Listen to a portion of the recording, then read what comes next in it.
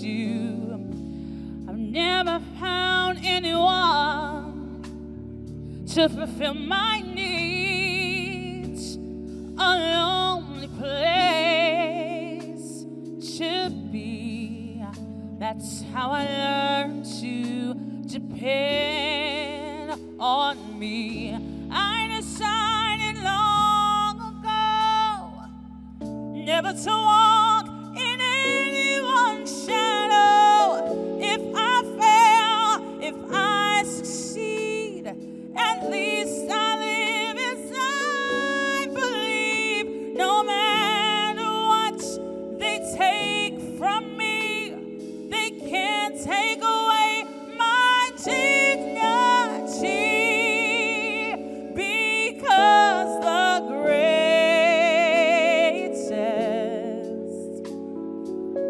love of all is happening to me.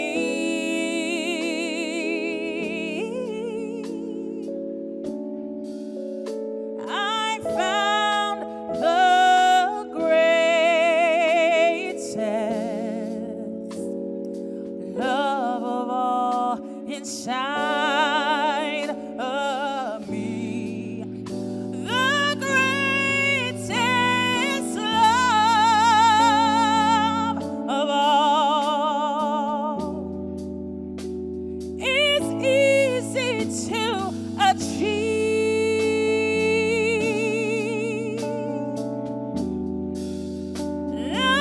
Learning to love yourself, it is the greatest love of all. That's why I believe the children are our future. Teach them well and let them lead the way. Show them all the beauty they possess inside. Give them a sense of pride to make it easier. Let the children's laughter, let it remind us how it used to be. I decided long ago never to walk in anyone's shadow. If I fail, if I succeed, at least I live as I believe. No matter what they take from me, they can't take away my dignity, because the greatest love of all is happening to me.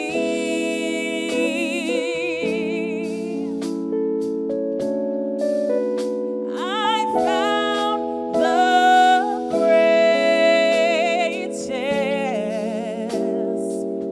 love of all inside of me. The greatest love of all is easy to achieve.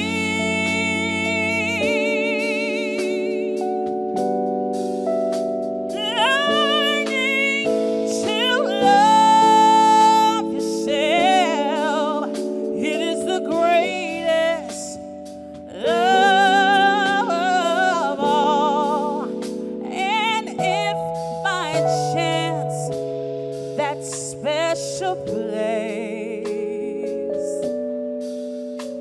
that you've been dreaming of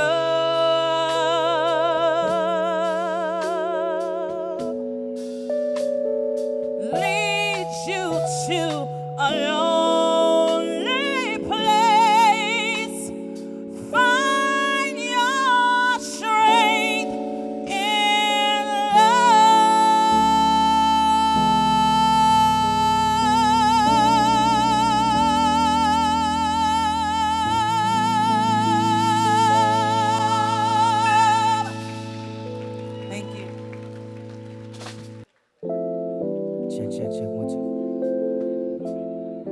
How's everybody doing today?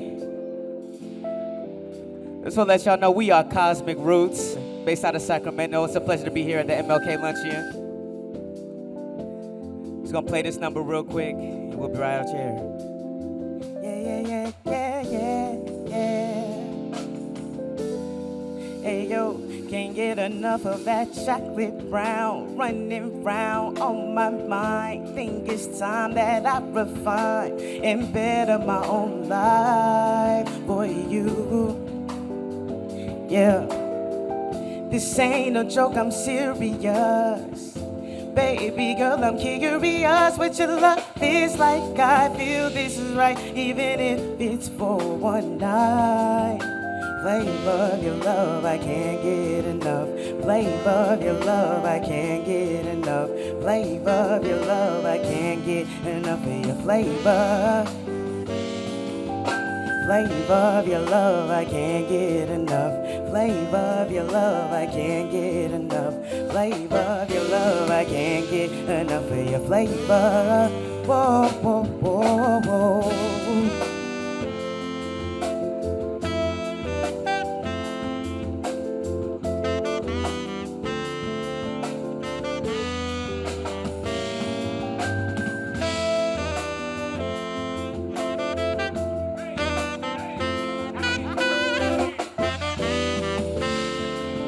Yeah.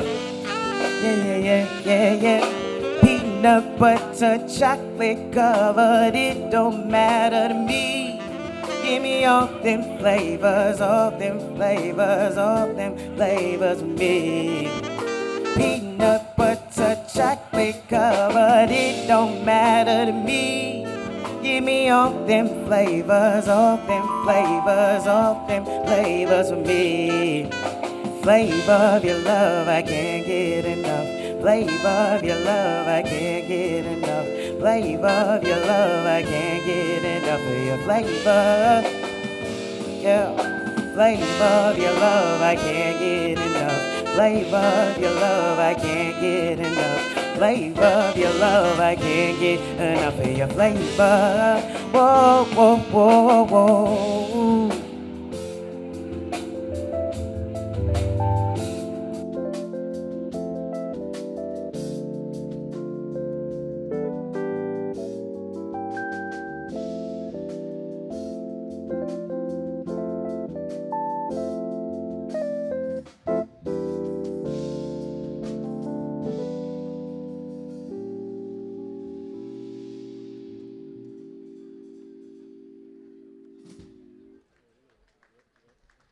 Appreciate you guys. Once again, we are Cosmic Roots. Pleasure to be here at the MLK Luncheon. Shout out to the San Jose African American Community Service Agency for the chance to be on the stage. If you guys would like to follow us or keep in touch with us, it's at Cosmic Roots Music. We have a couple of QR codes that are on your tables. If you just take a picture of the QR code, all our information is right there. Once again, it was a pleasure. Hopefully, we'll see y'all next time. Hello, Ms. President. Hello, how are you doing? All right, good evening, everyone. How are y'all feeling? If you can hear me, clap once. If you can hear me, clap twice. If you can hear me, clap 3 times. All right, we have a very special performance for you tonight. But first, I want to teach you a few things that you already know. When I say Martin Luther, what's the response? Martin Luther. Martin Luther. All right, you guys are good. Let's try this one. I have a... Oh my goodness, I wish my students were like this. I have a. All right, let's try this last one. Let freedom. All right, we're gonna have a good time. All right, give yourselves a round of applause for that. So, towards that extent, we're gonna play it on the drum. So this is Martin Luther, let freedom. I have a. All right, we have a few little dreams that are gonna come perform to you. They are at the backstage, so please give a warm welcome to Kumba, founded by Ty Garrett and her little troops over there. So let's begin. Leon.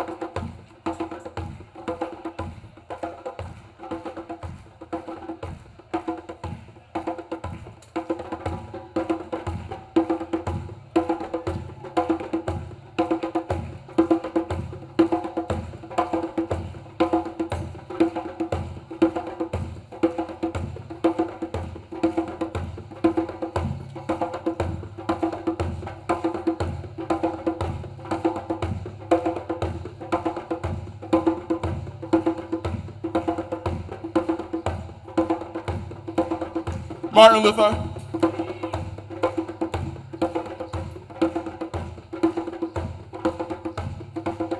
I have a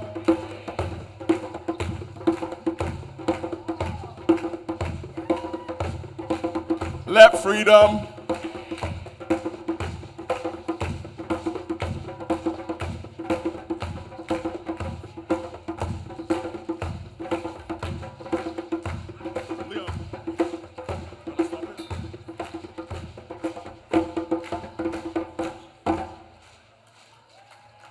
Let's welcome the CEO and founder of Kumba LLC, Ty Garrett. Happy Martin Luther King Day, everybody. Woo. All right. Let me just calm down a little bit. Got a little hot. We're very honored to be here.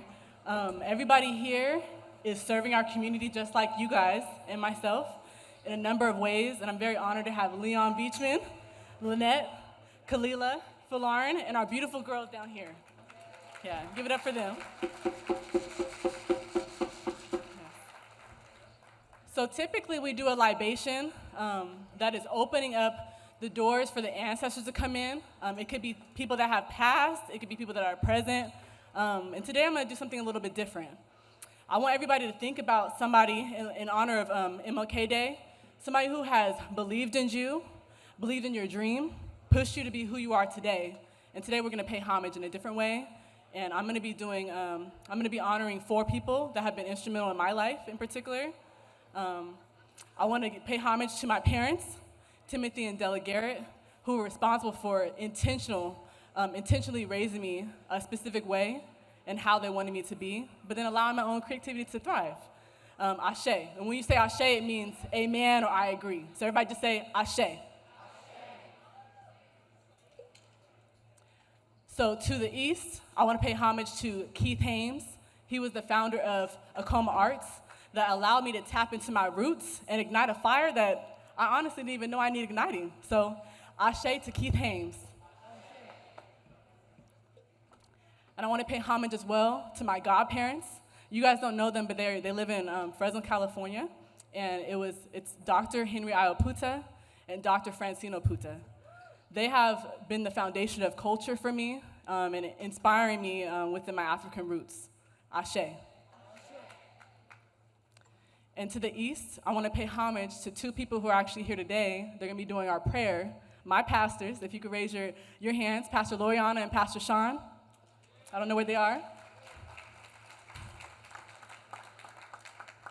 They have encouraged me and impacted my life in ways it's hard to even explain, and they don't even know how much they have done for me. And so I just want to say thank you for being organically yourselves and just sharing yourselves and walking in your gifts that God has placed you with.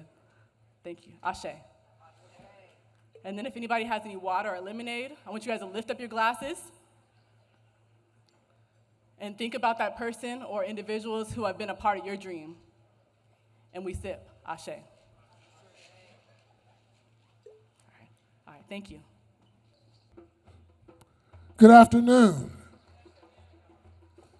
I just want to offer this spoken word piece. I got to admit lately I've been wondering, why do we even recognize Martin Luther King Day? And that's because the man was about nonviolence. And yet we live in a place where when it comes to a war, we have billions of dollars to send all over the world. But when it comes to taking care of our children, it's not in the budget. So, this is about hope, because there's hope in the children. Look all around us. Our problems multiply. In our jails and on street corners, and we don't even ask why. If we neglect our children, how will their dreams ever grow? Without the warmth of springtime, summer's joy they will never know. Are we too busy for caring to cultivate an innocent soul? Addicted to our distractions while winter turns hearts cold.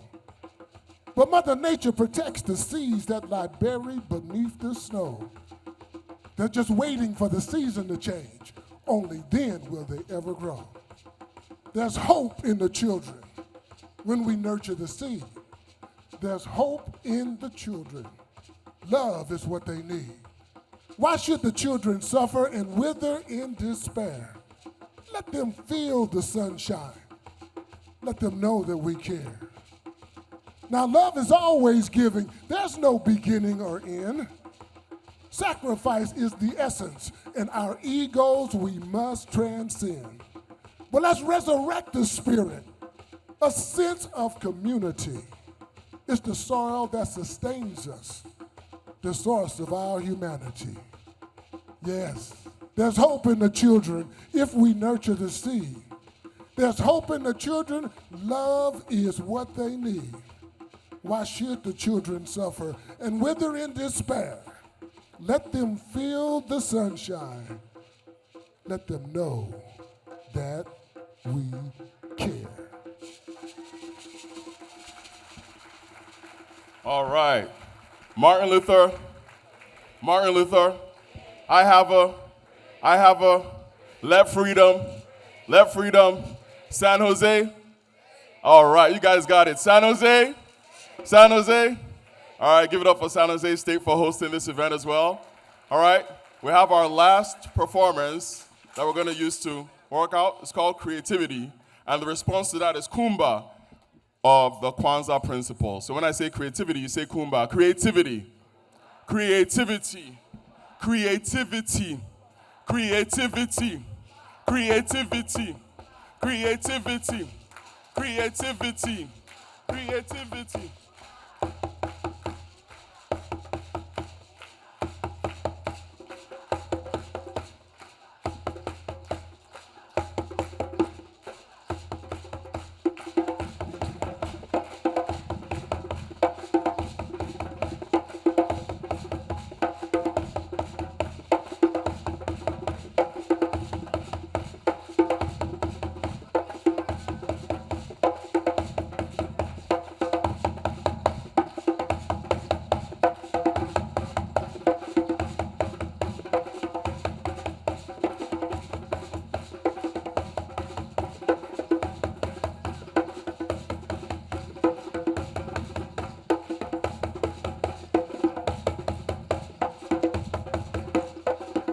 Creativity, creativity, creativity, creativity.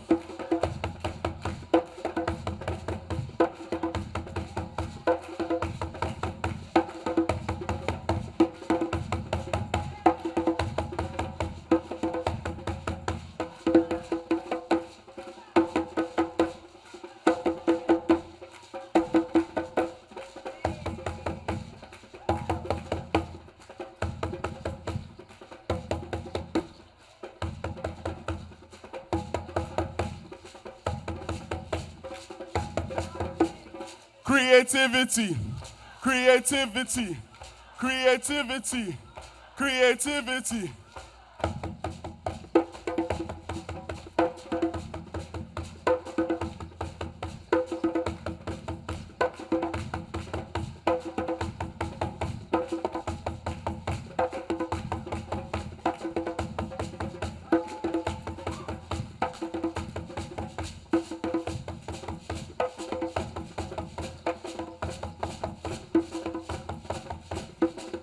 Creativity, creativity, creativity, creativity.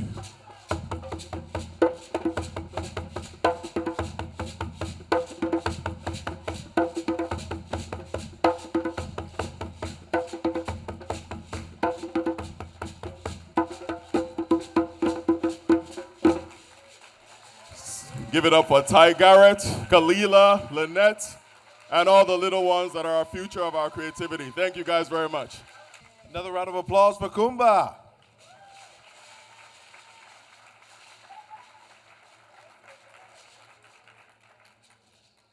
Ladies and gentlemen, I want to welcome you to the African American Community Service Agency's 44th annual Dr. Martin Luther King Luncheon presented by Amazon.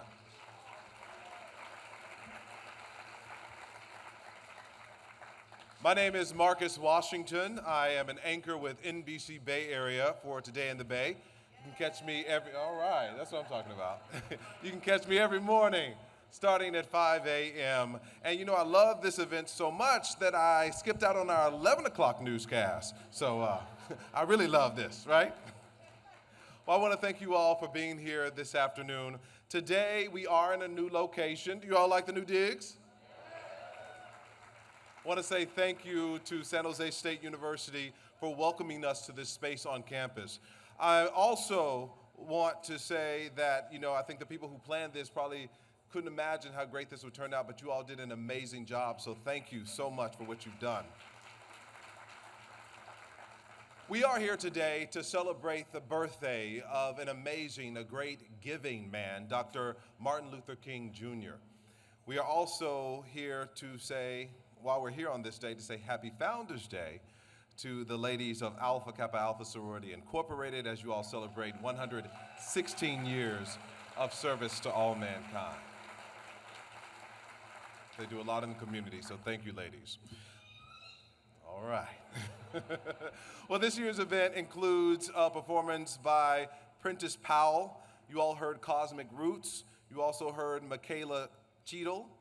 Amber Marie will be up. Kumba, AACC Project Update. A warm welcome from the 31st president of San Jose State University, Dr. Cynthia Dinete Matson. And presentations by Intel and Google, as well as Dr. Mark Lamont Hill delivering the keynote address. Give them all a round of applause. But before we get started today, I do have a few housekeeping notes that I want to pass along to you all. If you have to use the restroom, once you exit the doors, it'll be to my left, so that's where you'll have that. Also, AACSA would like to stand firm in their commitment to health. They also want to say health and wellness is an amazing and important thing for our community. We all know how COVID-19 impacted our world, and this time we would like to say it's still affecting us. So, if you do feel sick, don't hesitate to excuse yourself, we understand. Also, there are representatives around here with AACSA to help you if you need any help out there. So if you feel sick or anything, don't hesitate to ask for help. For the duration of this program, we would ask you all to put your phones on vibrate or just turn it off. As we enjoy this year's luncheon, we really do hope that you make time to reflect on the greatness that we all possess within inside us. Dr. King's dream and legacy impacts all of our lives today. So we celebrate, we march, we sing until freedom rings. We want to make sure that all of our guests are safe, so in case of an emergency, please exit safely through the nearest exit. You see the doors behind you, also doors behind me in case of an emergency, just like an airplane. Please look at all your exits before you leave. But we want to thank our guests. Our AACS Family Resource Center aims to continue a safe and eventful year for us all, and we thank you all for being a part for 44 years. We do encourage you to visit our local businesses and vendors during the luncheon, so please check out the unique products and services that we have. Those are in the hallway if you have to exit at any time. Now, AACSA has an exciting fundraiser. How does a round-trip ticket sound? Airline ticket, that is. How does two sound? Even better, right? So we do have, the winners will get 2 round-trip tickets to 115 plus destinations provided by Alaska Airlines. A few of the mentioned locations: Costa Rica, Mexico, Bahamas, and destinations across the United States. In addition, you can purchase a raffle ticket to win 2 tickets to The Wiz. Have you all been hearing about The Wiz? Yeah, they're doing a tour. This is the actual Broadway cast doing that tour. So look, I know it's expensive to get a plane ticket, the hotel, you gotta eat. You can get it right here at home. So we're gonna give away some tickets today, and that's being sponsored by Umpqua Bank Bay Area Registry. So make sure you visit AACSA tables to participate in the silent auction, consisting of, do you all like the Warriors? It doesn't sound like it. Do you all like the Warriors? All right, we have a signed jersey from Draymond Green. Do you all like those 49ers? Yeah, so we also have a signed jersey from Fred Warner, so make sure you participate in the silent auction. Now, proceeds, it's important that you participate in the auction and all the fundraisers that we have going on, because that money that you give for that donation is going to go to the services for the African American Community Service Agency. Those proceeds will go to general operations, programs, and services provided by the agency. So, our volunteers will be walking around. Volunteers, can you raise your hand? You see our volunteers raising their hand. They will be walking around to assist you in those purchases. And on behalf of our entire 44th MLK Committee, the African American Community Service Agency team, Board of Directors, and volunteers, I want to thank this year's 44th annual Dr. Martin Luther King Luncheon presenting sponsor, Amazon. Thank you. We will hear from one of their representatives shortly. Also, we do have tickets that some of our volunteers will be coming around. You can buy those tickets to put yourself in the raffle. So when they come around, you say, hey, I want a ticket. So volunteers, if you're around, if you want a raffle ticket, raise your hand. And hopefully some of our volunteers will walk around for that. So that's something that's great. We're going to talk about that a little bit more as well. I want to talk about our sponsors. Our presenting sponsor is Amazon. Our dream sponsors include Silicon Valley Community Foundation, Apple, Intel, Warriors, Alaska Airlines, Lamb Research, Verizon, Destination Homes, and Sutter Health. Thank you to all of our sponsors for your scholarships, your donors, the ongoing support for African American Community Service Agency and families. Thank you. Thank you. Give yourselves a round of applause.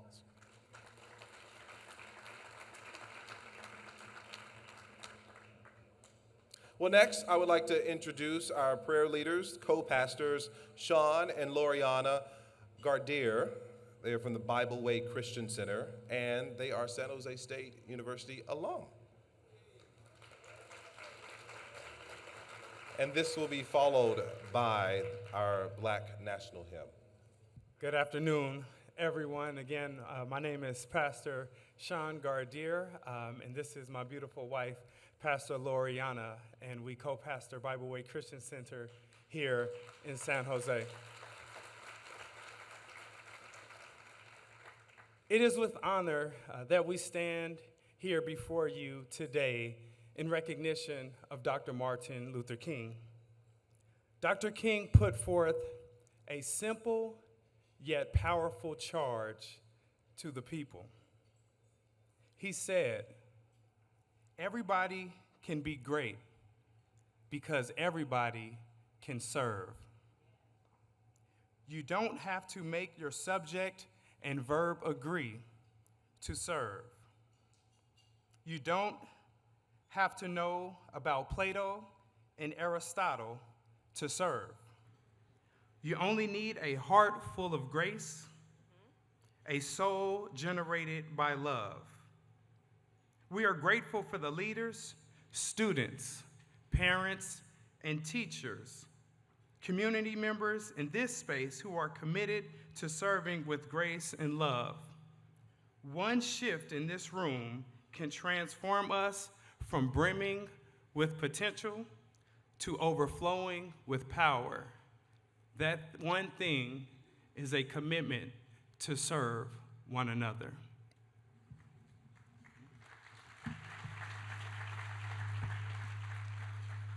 Let us pray. Holy and loving God, today we remember Reverend Dr. Martin Luther King Jr.'s struggle for equality, justice, community, peace, and dignity for African Americans. His words moved a nation toward a dream. His witness called forth the best of us, casting a vision of unity, reconciliation that we have to yet achieve. We pray that all those in civil and religious authority be reminded that we have been created in your image and that there is an intrinsic dignity in each of us that calls for uplifting every man and woman, young and old. We lift up communities in which we reside in love and the undeniable imperative we have to fight for its dignified existence. We come against all oppressive systems that have contributed to the exodus and displacement of Black families in this community. And I pray that all those leading the charge of restoration be empowered with knowledge, resources, and your grace. We pray that the church, the community, and civil authorities will not be complicit in the degradation and marginalized communities by being silent, but that we can rise up with a prophetic voice that speaks truth to power and advances the values of your kingdom. Lord, we believe that the power and righteousness necessary to obtain the prophetic goals of Dr. King reside in this very space. We pray that you would grant us grace and endow us with the power to pursue unity and elevation of this community. These things we pray in the name of the one who lives and reigns with the one and true God. In Jesus' name, amen. Amen. Thank you.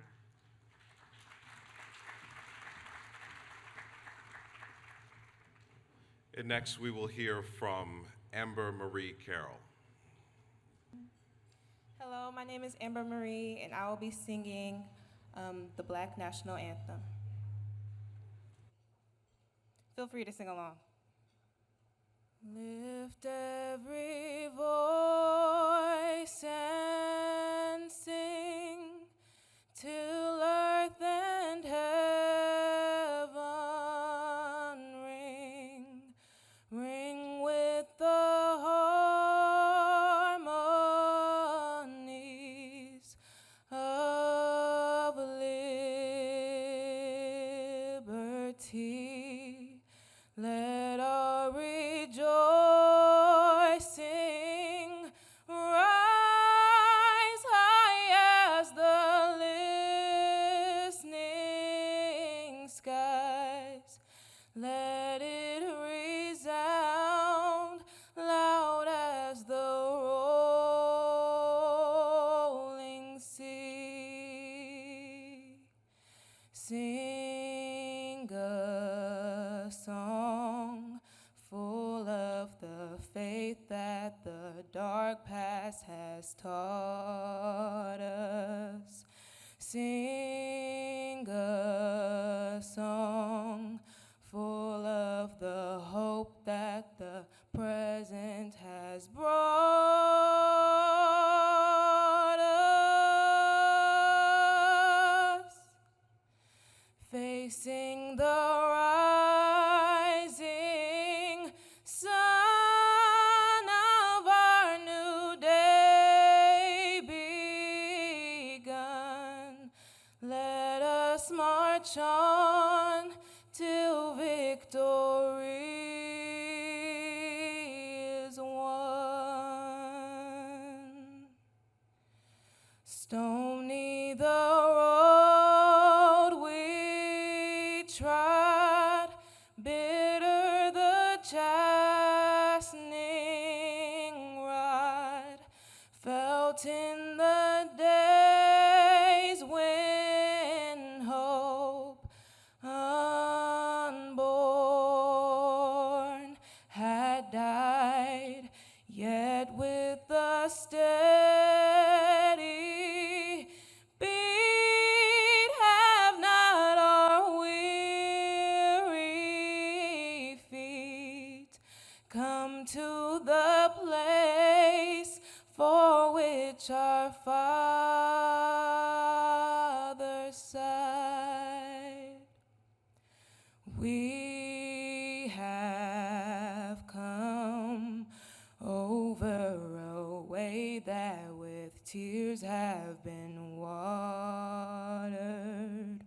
We have come treading the path through the blood of the slaughtered.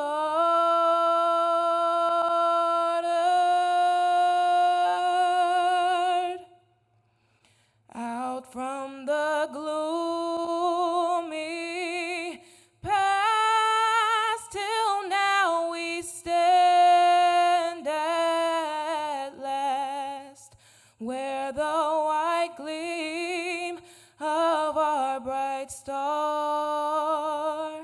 is cast. God of our wearies, God of our silent tears, thou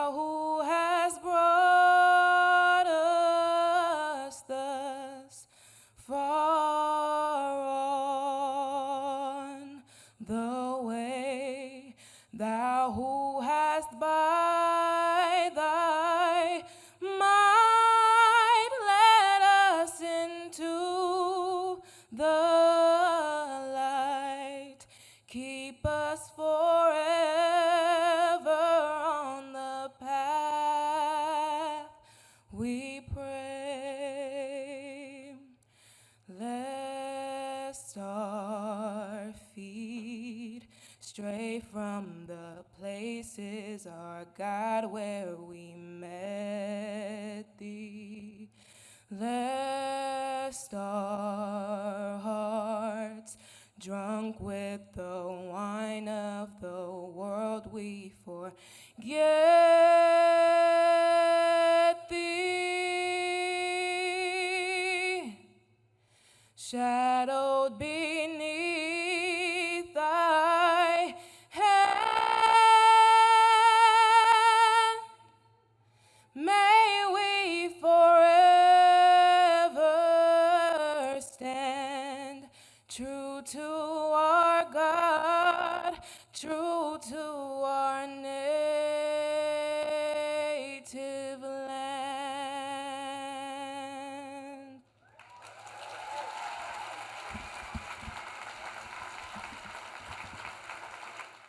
Let's give it up again for Amber Marie. Just a little bit about her. She's a high school junior. She is the lead vocalist for the Advanced Jazz Ensemble, as she hopes to attend college to further her music and business administration studies. A side note, her mother is an alumnus of San Jose State University.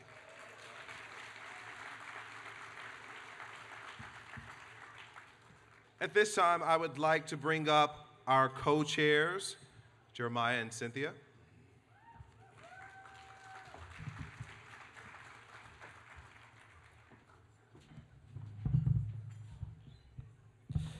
Good afternoon, everyone.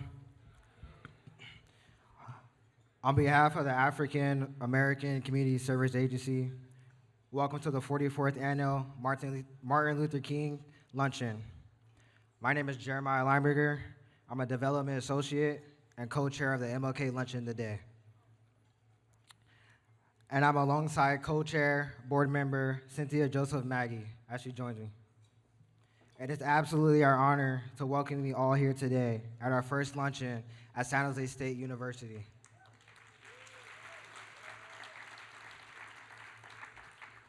As we celebrate the life, legacy, and the dream of Dr. Martin Luther King Jr., we would like to thank you to each of our sponsors, our vendors, and elected officials for supporting today's event.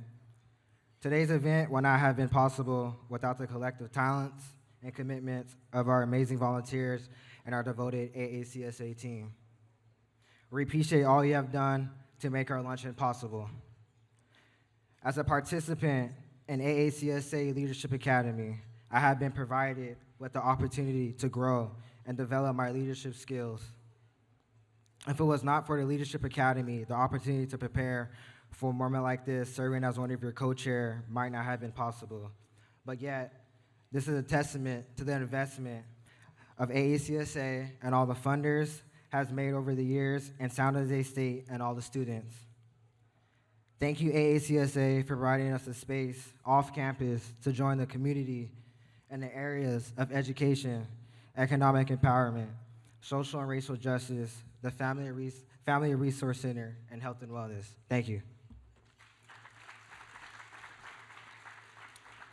Hello, everyone. It's a beautiful view out there. Everybody looks lovely. My name is Cynthia Joseph. I am a board treasurer, and I'd like to thank you for attending the 44th Annual Martin Luther King Luncheon. Our committees have planned a wonderful program for you today and to celebrate the legacy and life of Dr. Martin Luther King. On behalf of the board, I would like to thank you for attending. Thank you.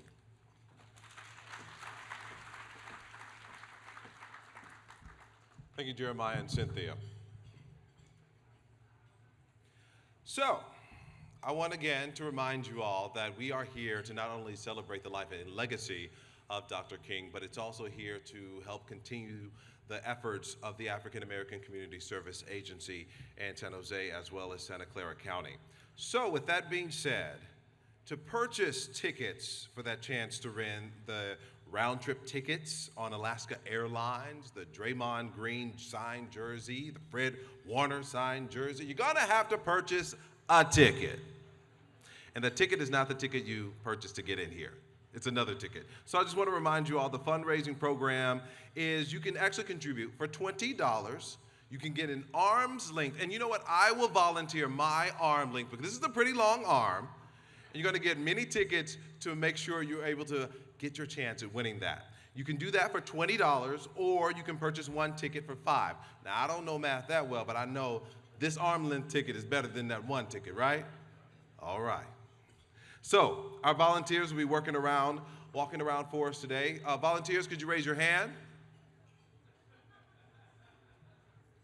Okay, well, they will be walking around at some point. But once they do, you can purchase that ticket again. That's $20 for an arm's length ticket, $5 for one ticket. Now, you do only need one ticket to win, but I think your chances are better if you get the arm's length. I'm just saying. All right. If you are not a current AACSA member, please consider doing that. We do have memberships for legacy, lifetime member, small business, student, or senior, or even a general membership. So participate in that. Now the goal here today is to raise $100,000, and this is for programs and services provided by the center. So on your table, each table will have a QR code. I know most of you have your phones. You can scan that QR code. That way you will lead to the information where you can become a member, make your donations towards the Leadership Academy. They have STEM on Saturday, the Family Resource Center, and so much more. So give a little, give a lot to help continue the efforts of the center. At this time, I would like to come to the stage Ken Cherry. He's the VP of Global Operations with Amazon. He's a visionary and success-driven business leader who leads his organization develop accessible and seamless experience for customers, maximizing the access to Amazon products and services. He places an emphasis on character, results, change, and inclusion as the critical tenets for his team's success. Ladies and gentlemen, Ken Cherry with Amazon.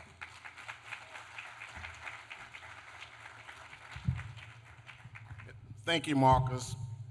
Isn't he doing a great job?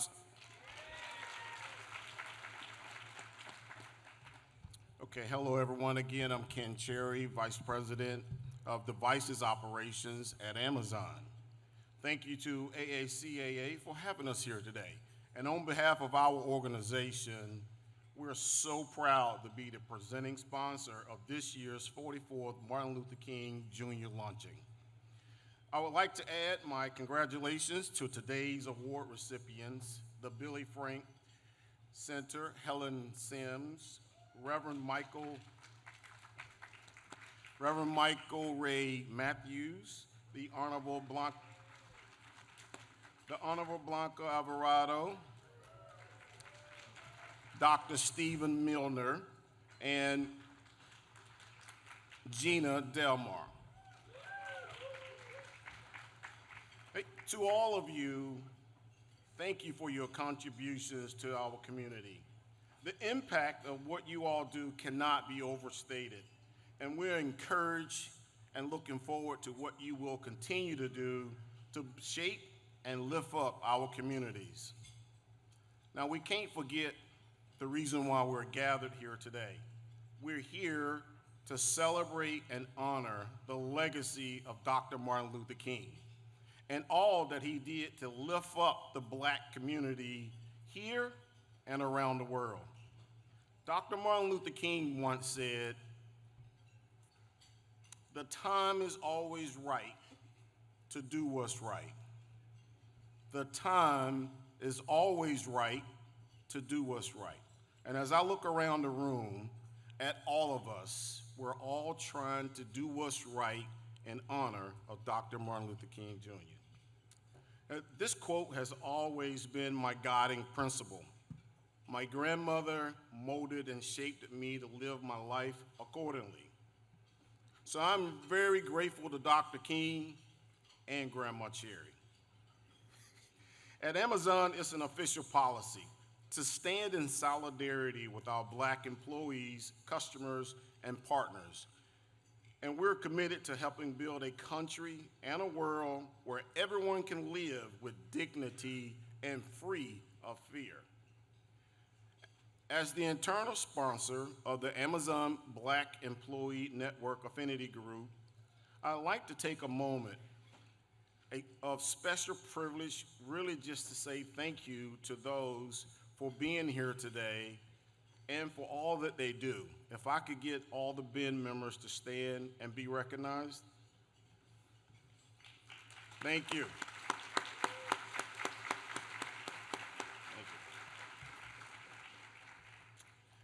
We're committed to empowering Black-owned businesses, particularly through Amazon Black Business Accelerator Program that provides access to capital, business guidance, mentorship, marketing support to help Black-owned businesses succeed as a seller on Amazon store. It's also top priority for Amazon to really empower all other backgrounds to take part in what we do in all our stores. We're incredibly proud of all the ways we empower small and minority-owned businesses. In fact, more than 60% of sales in Amazon store came from independent sellers, most of which are small and medium-sized businesses, with more than 82,000 of those businesses and more than 733 million sold products coming from right here in California. In 2021, Amazon committed $150 million over 4 years to launch the Black Business Accelerator Program.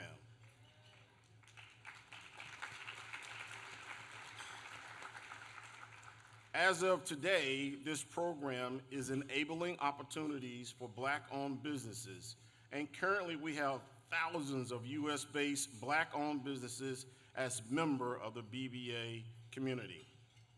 I'm so excited to be a part of this event today, and I know we're all looking forward to hearing from Mark, Lamont Hill, and other distinguished speakers.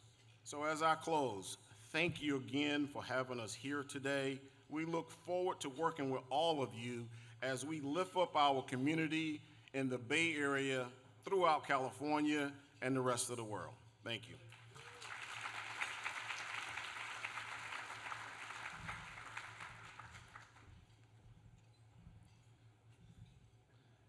Thank you, Ken.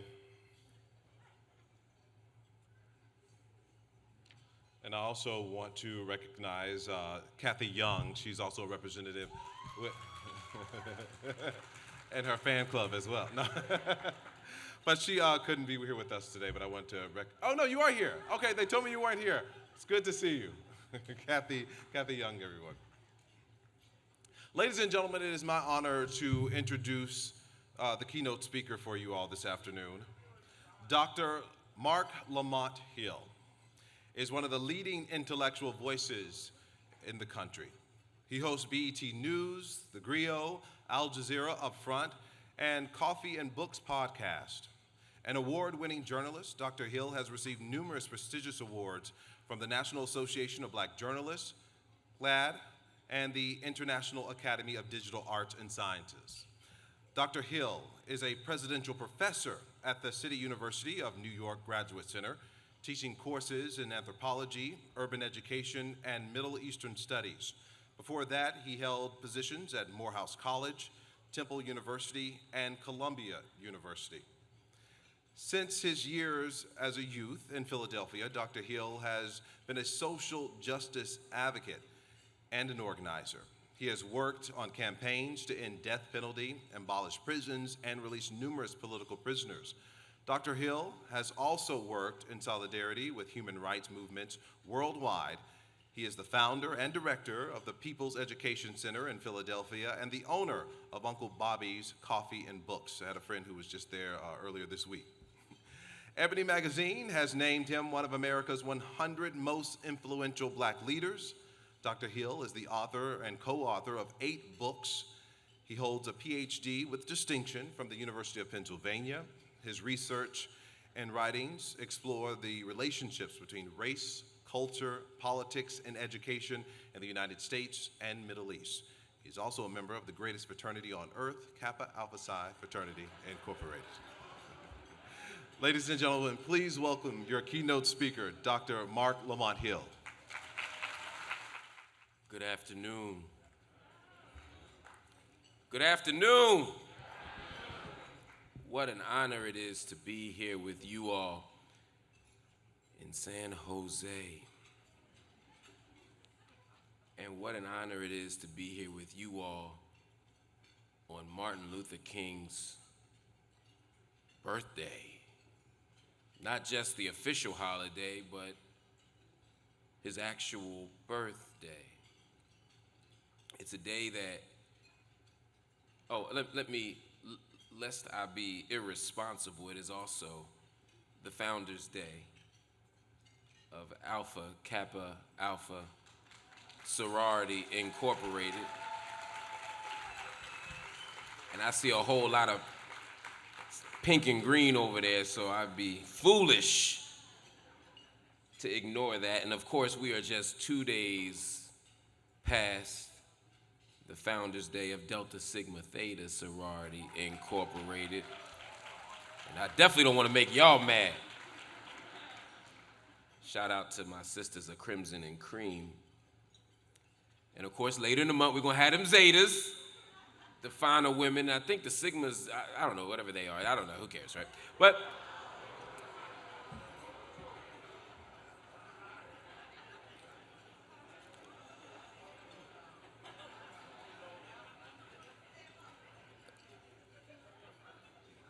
family, we are here to honor the life of maybe the greatest American this country has ever produced. And Martin Luther King Day has become such a fascinating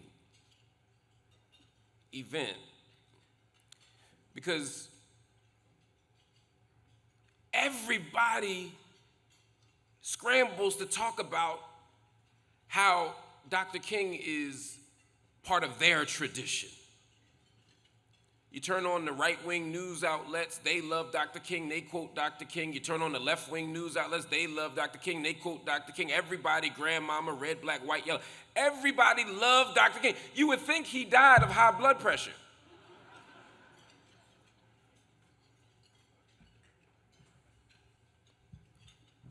He was assassinated. He was an enemy of the state. And if we are to do justice to the legacy of Martin King, we must tell the truth about who he was. But we live in a country that is obsessed not just with remembering Dr. King Day, Dr. King placemats, Dr. King centers, Dr. King boulevards, but also simultaneously erasing the true Dr. King, forgetting the true memory of Martin Luther King Jr., not allowing us to embrace him for the man that he actually was. And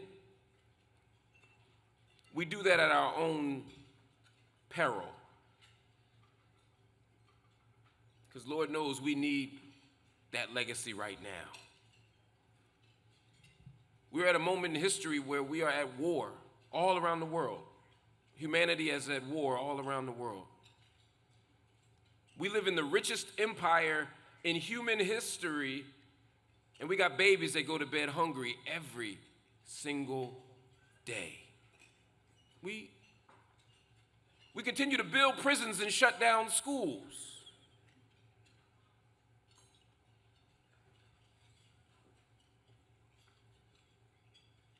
We're at a moment where so many people are obsessed with erasing this country's tortured history, with literally taking the books out of our schools and our libraries and our minds. This is where we are. The legacy of Dr. King commands us to do something about it, though.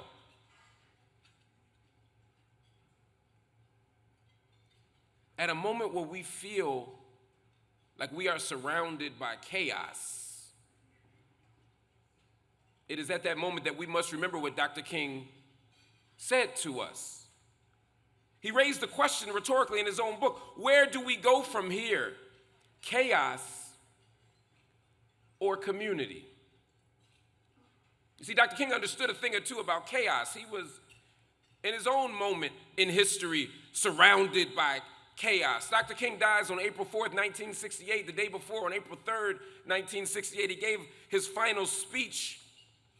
And he begins that speech by talking about that very question. He said, if the Almighty came to me and said, Martin Luther King, in what moment in history would you want to live?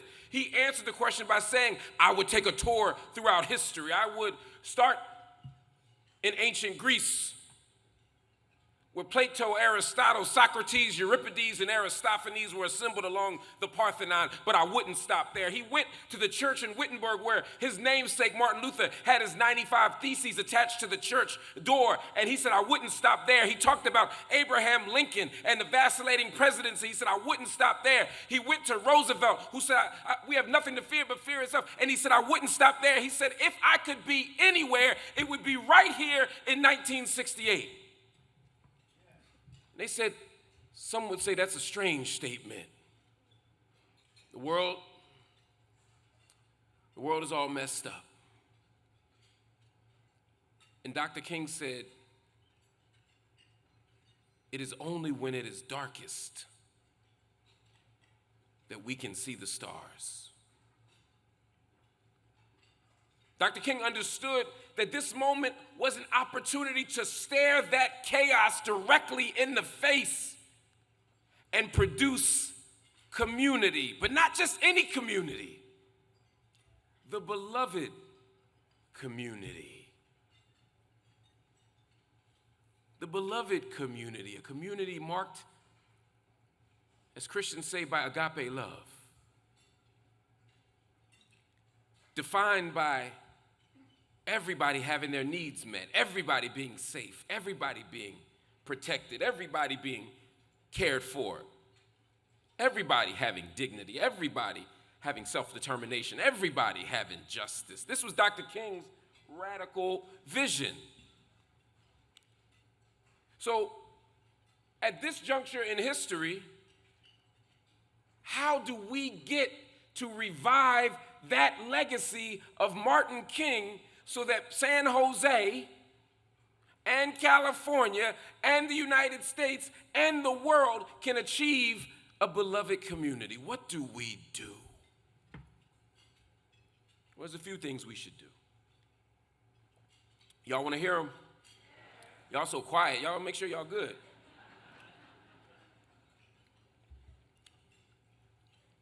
The first thing we must do is engage in radical listening. Dr. King was a radical listening advocate. Listening isn't just a function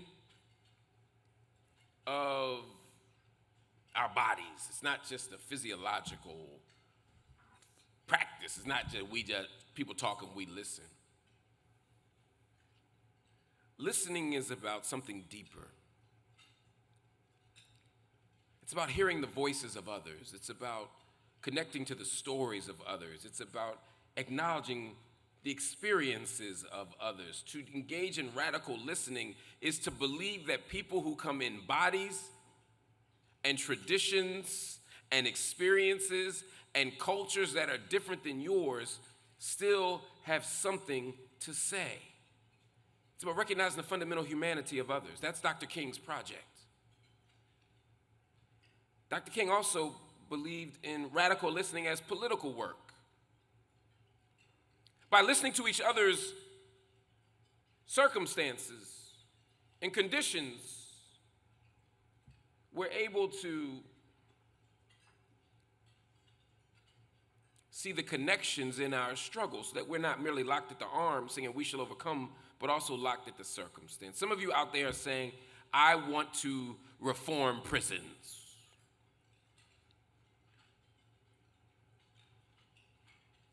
Other people are like, I ain't got time to reform prisons, I'm trying to fix these schools. But by listening to each other in a radical fashion, we're able to recognize that to repair education is to work against the prison. That every time we engage young people in the act of learning, we decrease the likelihood that they will be incarcerated. And every time we educate someone who is incarcerated, we decrease the likelihood that they will return to the prison. This is our work. They're connected.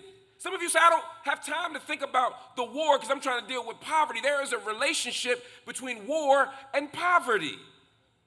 It's a connection between a world where money is made off of the economic exploitation of the vulnerable around the world, and the vulnerable here and the vulnerable here are often sent abroad to fight wars of aggression against other poor people in other places. And the money is bound up in the manufacturing of defense systems and weapons. This is what Dr. King was talking about when he said there was a triplet of misery, of racism, of poverty, and militarism. Gil Scott-Heron said it even simpler. He said, everybody love peace. Problem is you can't make no money off of it. This is the legacy. If we're going to revive King, it's not enough to just talk about peace. It's about talking about the conditions that allow peace to be created. That means we must dismantle the money that is invested in militarism. This is Dr. King. But that requires us to end poverty too. Dr. King understood that we had to widen our struggle and our scope. January 15, 1968, excuse me.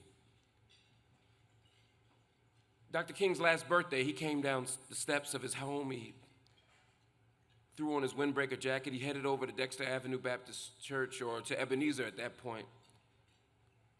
And he met with sanitation workers. Someone had just been mauled in Chicago, and he said, how do we get workers' rights? How do we get living wages? How do we get safer working conditions? He listened to them. He met with Negro preachers who said we need to build on the gains of 64 and 65. He listened to them. He met with Chicano activists. He was fascinated by what Cesar Chavez was doing at the border, and he said, we must listen to our brothers at the border. We had to widen and thicken our freedom struggle. It wasn't just about black folk. He listened to them.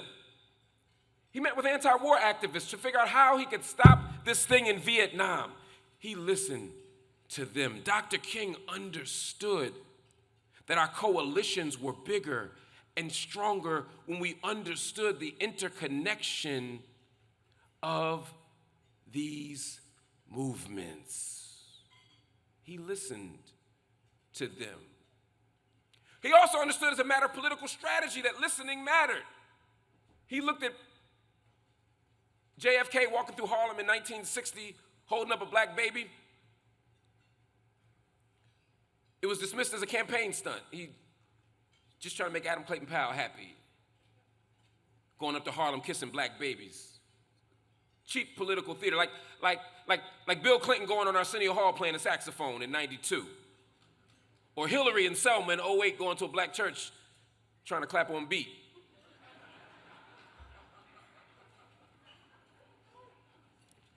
She almost got it. But you juxtapose those images to Bobby Kennedy walking through Appalachia in 63, walking through West Virginia with a white baby whose belly is bloated, snot's coming down his nose, he's crying, he's hungry, and we begin our war on poverty. We had to whiten the face of poverty to make it real in this country. He understood, as one of the greatest political strategists of the 20th century, what was necessary. King had a moral calculus that said that all of these babies matter. A baby in Boston and a baby in Birmingham and a baby in Burma and a baby in Birmingham, they were all worth the same. But that America had a different threshold for black misery than it did for white misery. And he announced, he analyzed, he articulated this distinction in such a way that America could take heed to what he was arguing. But Dr. King also wanted America to do deep listening in a different way. Dr. King's vision, his radical vision, was to get America, like many black freedom fighters have done, to listen to itself. You see, when Dr. King is standing on August 28, 1963,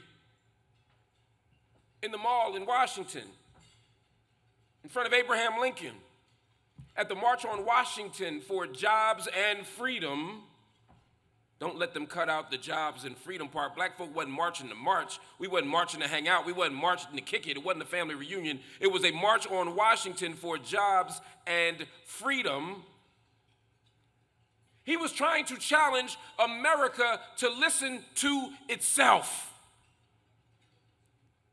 This was 100 years after what? The Emancipation Proclamation, when Abraham Lincoln allegedly freed the slave.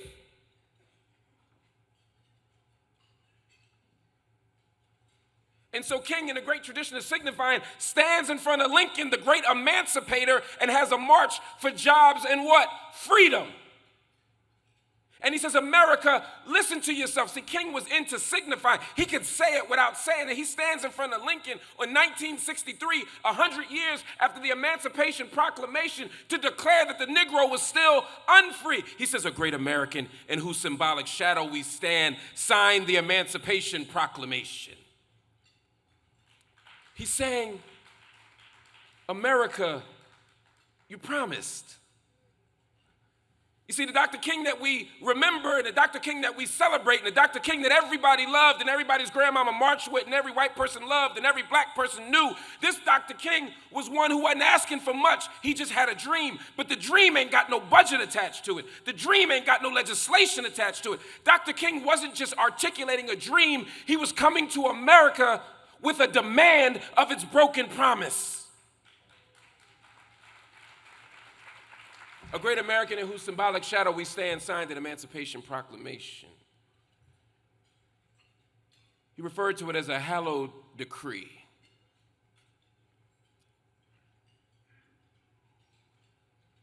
He said, America, you promised. He said, we came to the nation's capital to cash a check.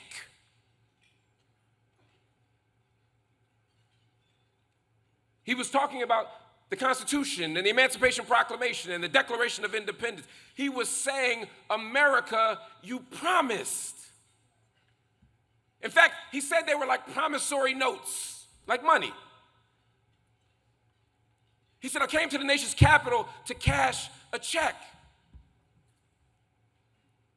He said, but the Negro's check has been returned. Some of y'all understand this. Insufficient funds. This is important.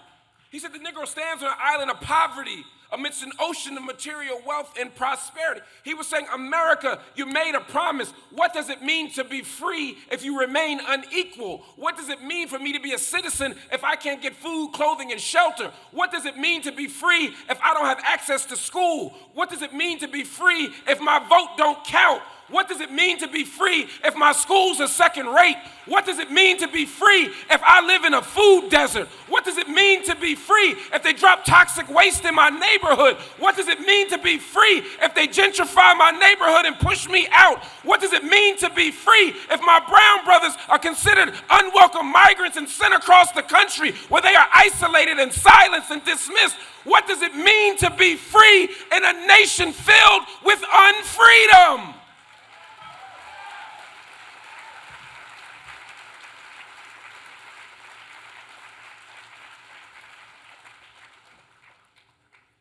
And so King said, America, you promised. 13th, 14th, 15th Amendments, America, you promised. Brown v. Board of Education, 1954, America, you promised. Plessy versus Ferguson, 1896, America, you promised. Brown v. Board 2, 1955, America, you promised. Public Accommodations, 1964, America, you promised. Voting Rights Act, 1965, America, you promised. The legacy of King.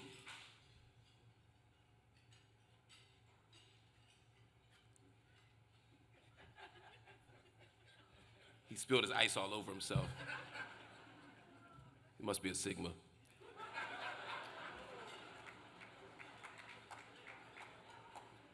The legacy of King is to get America to listen to itself, to keep track of its promises, so that we can finally have a nation that is as good as its promise. But that requires a lot of things. It's not enough to just listen. We have to generate a radical imagination. King's vision begins with a radical imagination. Radical imagination. What does that mean? King's dream wasn't just a best case scenario. King's dream wasn't just a liberal, optimistic hope.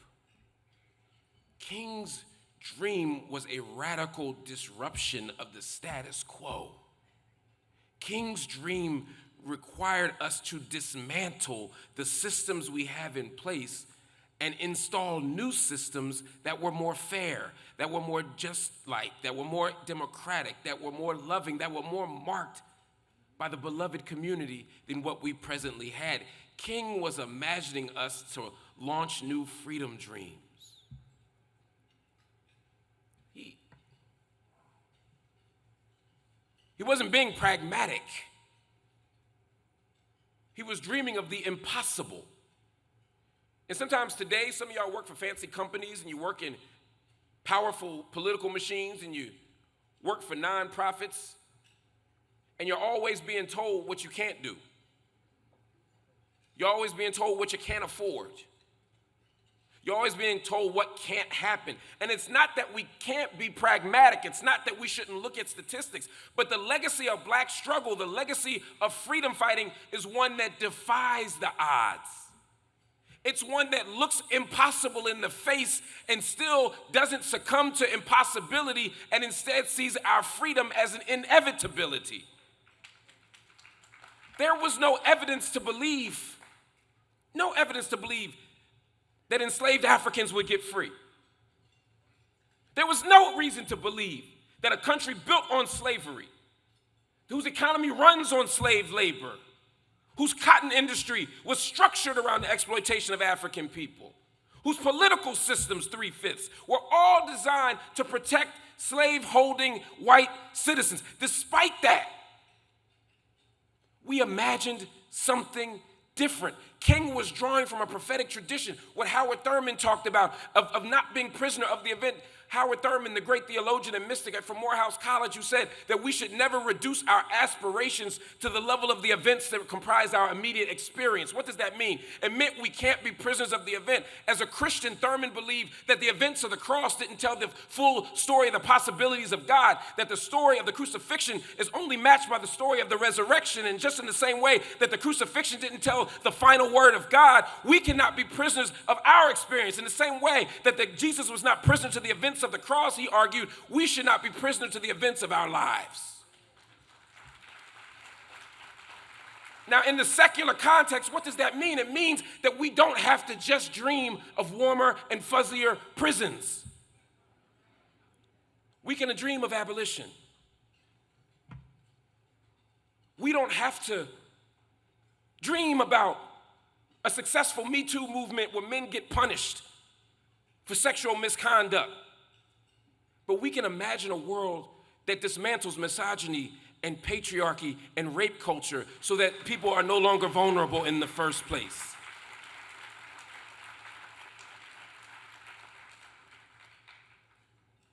We don't have to be prisoner of the event. We can imagine something else. But then after we do all that listening and dreaming, we got to do something else that's in Dr. King's tradition. We have to act. Dr. King's tradition is marked by brave action, what he referred to as dangerous unselfishness. All of the analysis in the world means nothing if we don't simultaneously commit to doing something. If we come in this room and eat these fancy meals and take our great pictures and take our selfies and our pictures of the platter we ate and we show all the speeches we gave and all the important fancy people in San Jose we know, and then we go home and do the status quo, we have failed Dr. King's legacy.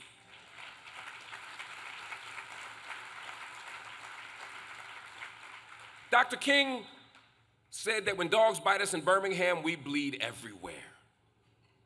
That means that we must recognize the local struggle and link it to mass action. Local organizing, mass action. What does local organizing mean? What does it mean to be part of a local movement? It means to organize locally means first to join an organization. Join an organization. Be part of something bigger than you. I'm not going to tell y'all what organization to join. That's not my responsibility. I got some I'd like y'all to join more than others. But at the end of the day, that's right. But at the end of the day, join an organization. We live in the age of the selfie and the blog and the YouTube and the Instagram, I'm talking, oh man, and the TikToks. But those spaces encourage us to focus on the self. They're solipsistic. They're self-involved. But it's not enough to focus on the individual. We must talk about what it meant to be part of community. Dr. King was not an individual. He was a part of a broader community. And one of the great lies of history is that history is advanced or even saved by these exceptional, charismatic individual men who stand in front of microphones and take pictures and save the world. For every Martin King, there were hundreds and thousands of people, men and women, gay and straight, trans and cis, who stood in the gap and did the work of organizing people, of bailing people out of jail, of making phone calls, of making photocopies, of cooking somebody a meal, of praying for somebody, of teaching somebody, and doing political education for somebody. And even though their names may not get written into the history book in explicit fashion, we are only here because of them. So if you're going to be part of King's legacy, join an organization. And you know what? Stay in the organization, even if the organization doesn't always do what you want them to do. Stay in the organization, even if you don't get the votes. Stay in the organization, even if the person who got you into the organization because you fell in love with them left the organization. You could chase them, but stay in the organization. It must be bigger than you. Now, I'm not trying to romanticize history. Dr. King Day, people left all the time, too. You go to any black neighborhood in America, you find Second Baptist Church. Sometimes Third Baptist. Some messy cities be Fourth and Fifth Baptist. Somebody ain't get the part in the choir. Somebody said somebody Greens was nasty. Next thing you know, Second Baptist.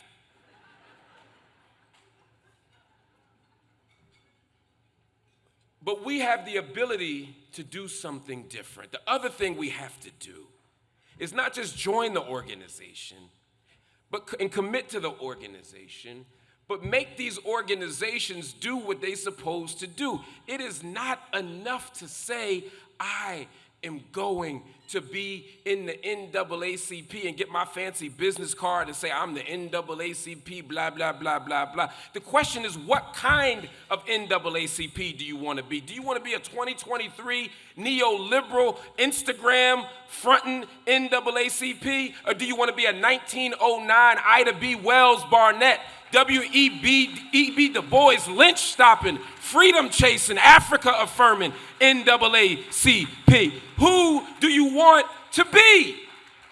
In King's tradition, I'm a Christian. Cool, if that's what your thing is, that's your thing. But you're going to be a Creflo Christian?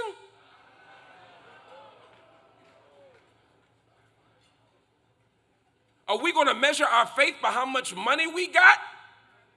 By how big our pastor's jet is? Or are we going to follow the radical example of a revolutionary Palestinian Jew named Jesus that overturned the tables in the temple, that preached good news to the poor and freeing the captive and revealing sight to the blind and healing the brokenhearted and preaching good news in this year? Who do we want to be? We black Greeks. If you are a black person in a Greek letter organization, because y'all ain't Greek,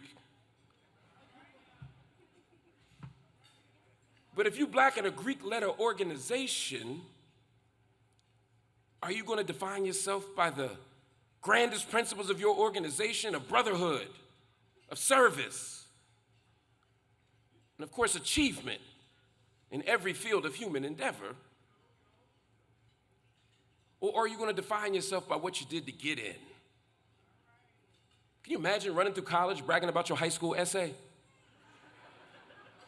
I worked on this for 8 weeks, 5 days, 22 minutes, and 50 seconds.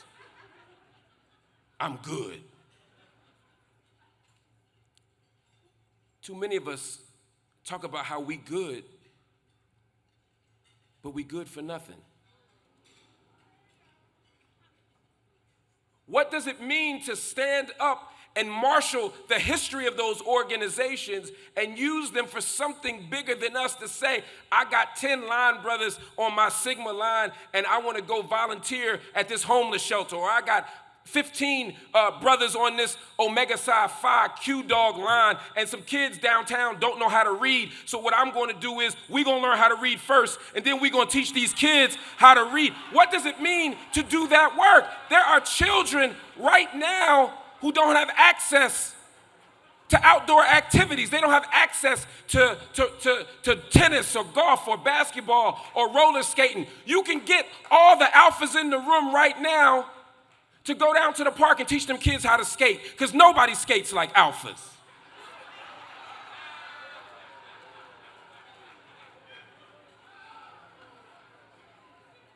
That's what King would have wanted.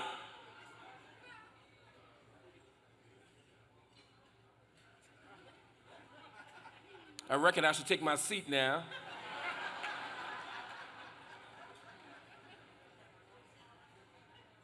But family, in all seriousness, I just want to tell you, if you do the work of King's tradition, as I take my seat, you must remember that King followed a path that was quite lonely.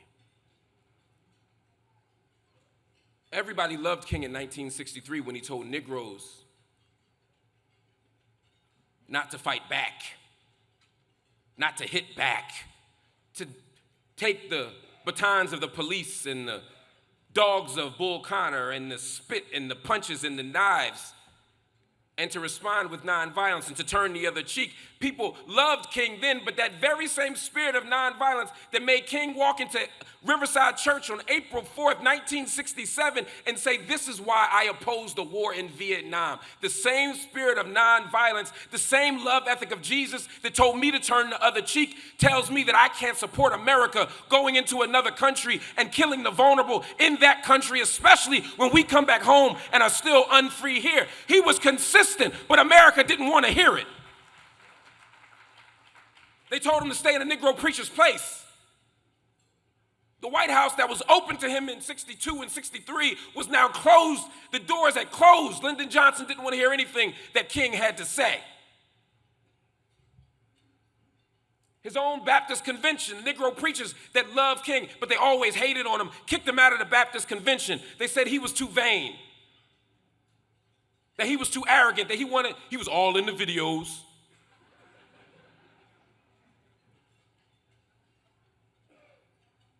Morehouse College, his alma mater, would not allow Martin Luther King Jr. on the board of trustees. They said he was a bad influence on young people. They said he went to jail too much.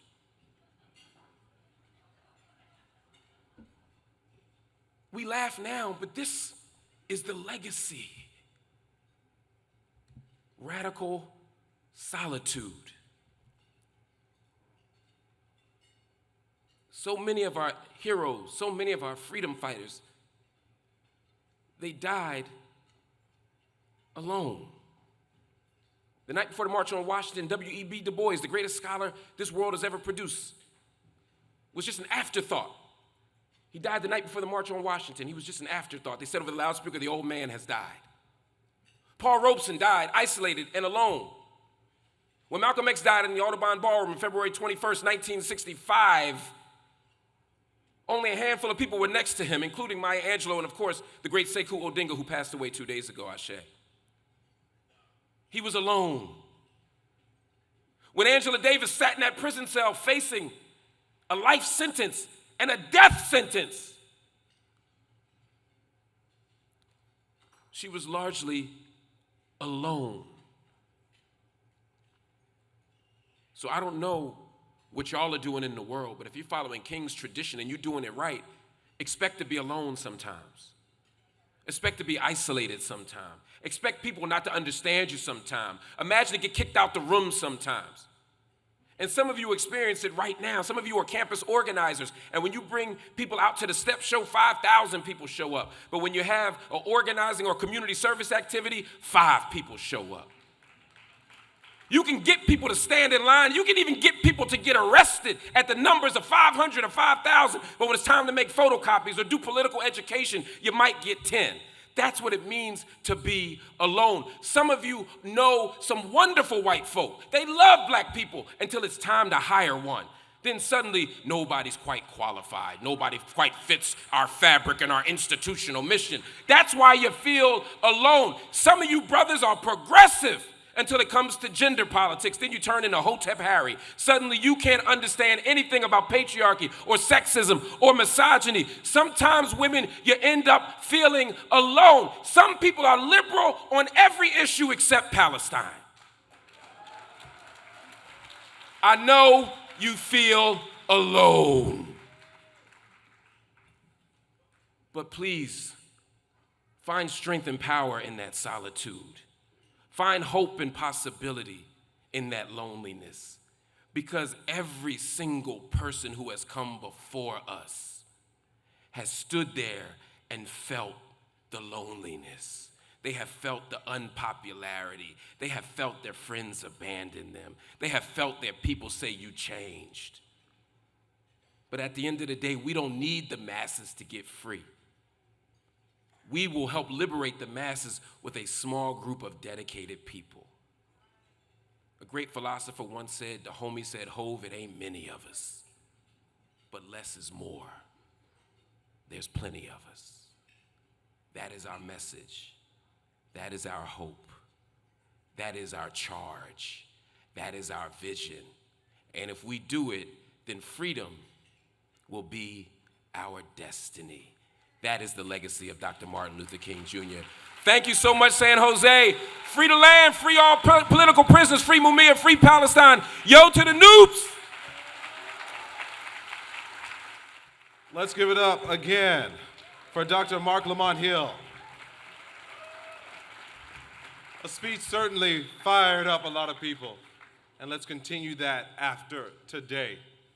Speaking of people who do so much in our community, people who inspire, I want to recognize a few of our elected officials who are in here today. When I call your name, please stand.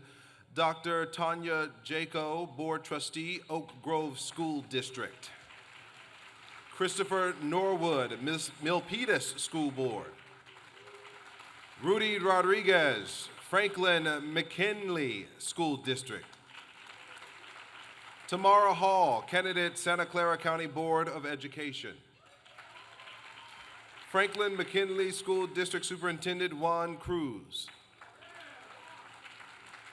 President Samuel Washington, San Jose Evergreen Community College District. Sunnyvale Mayor Larry Klein and re-elect Mary Klein. Larry Klein, I'm sorry if I said Mary.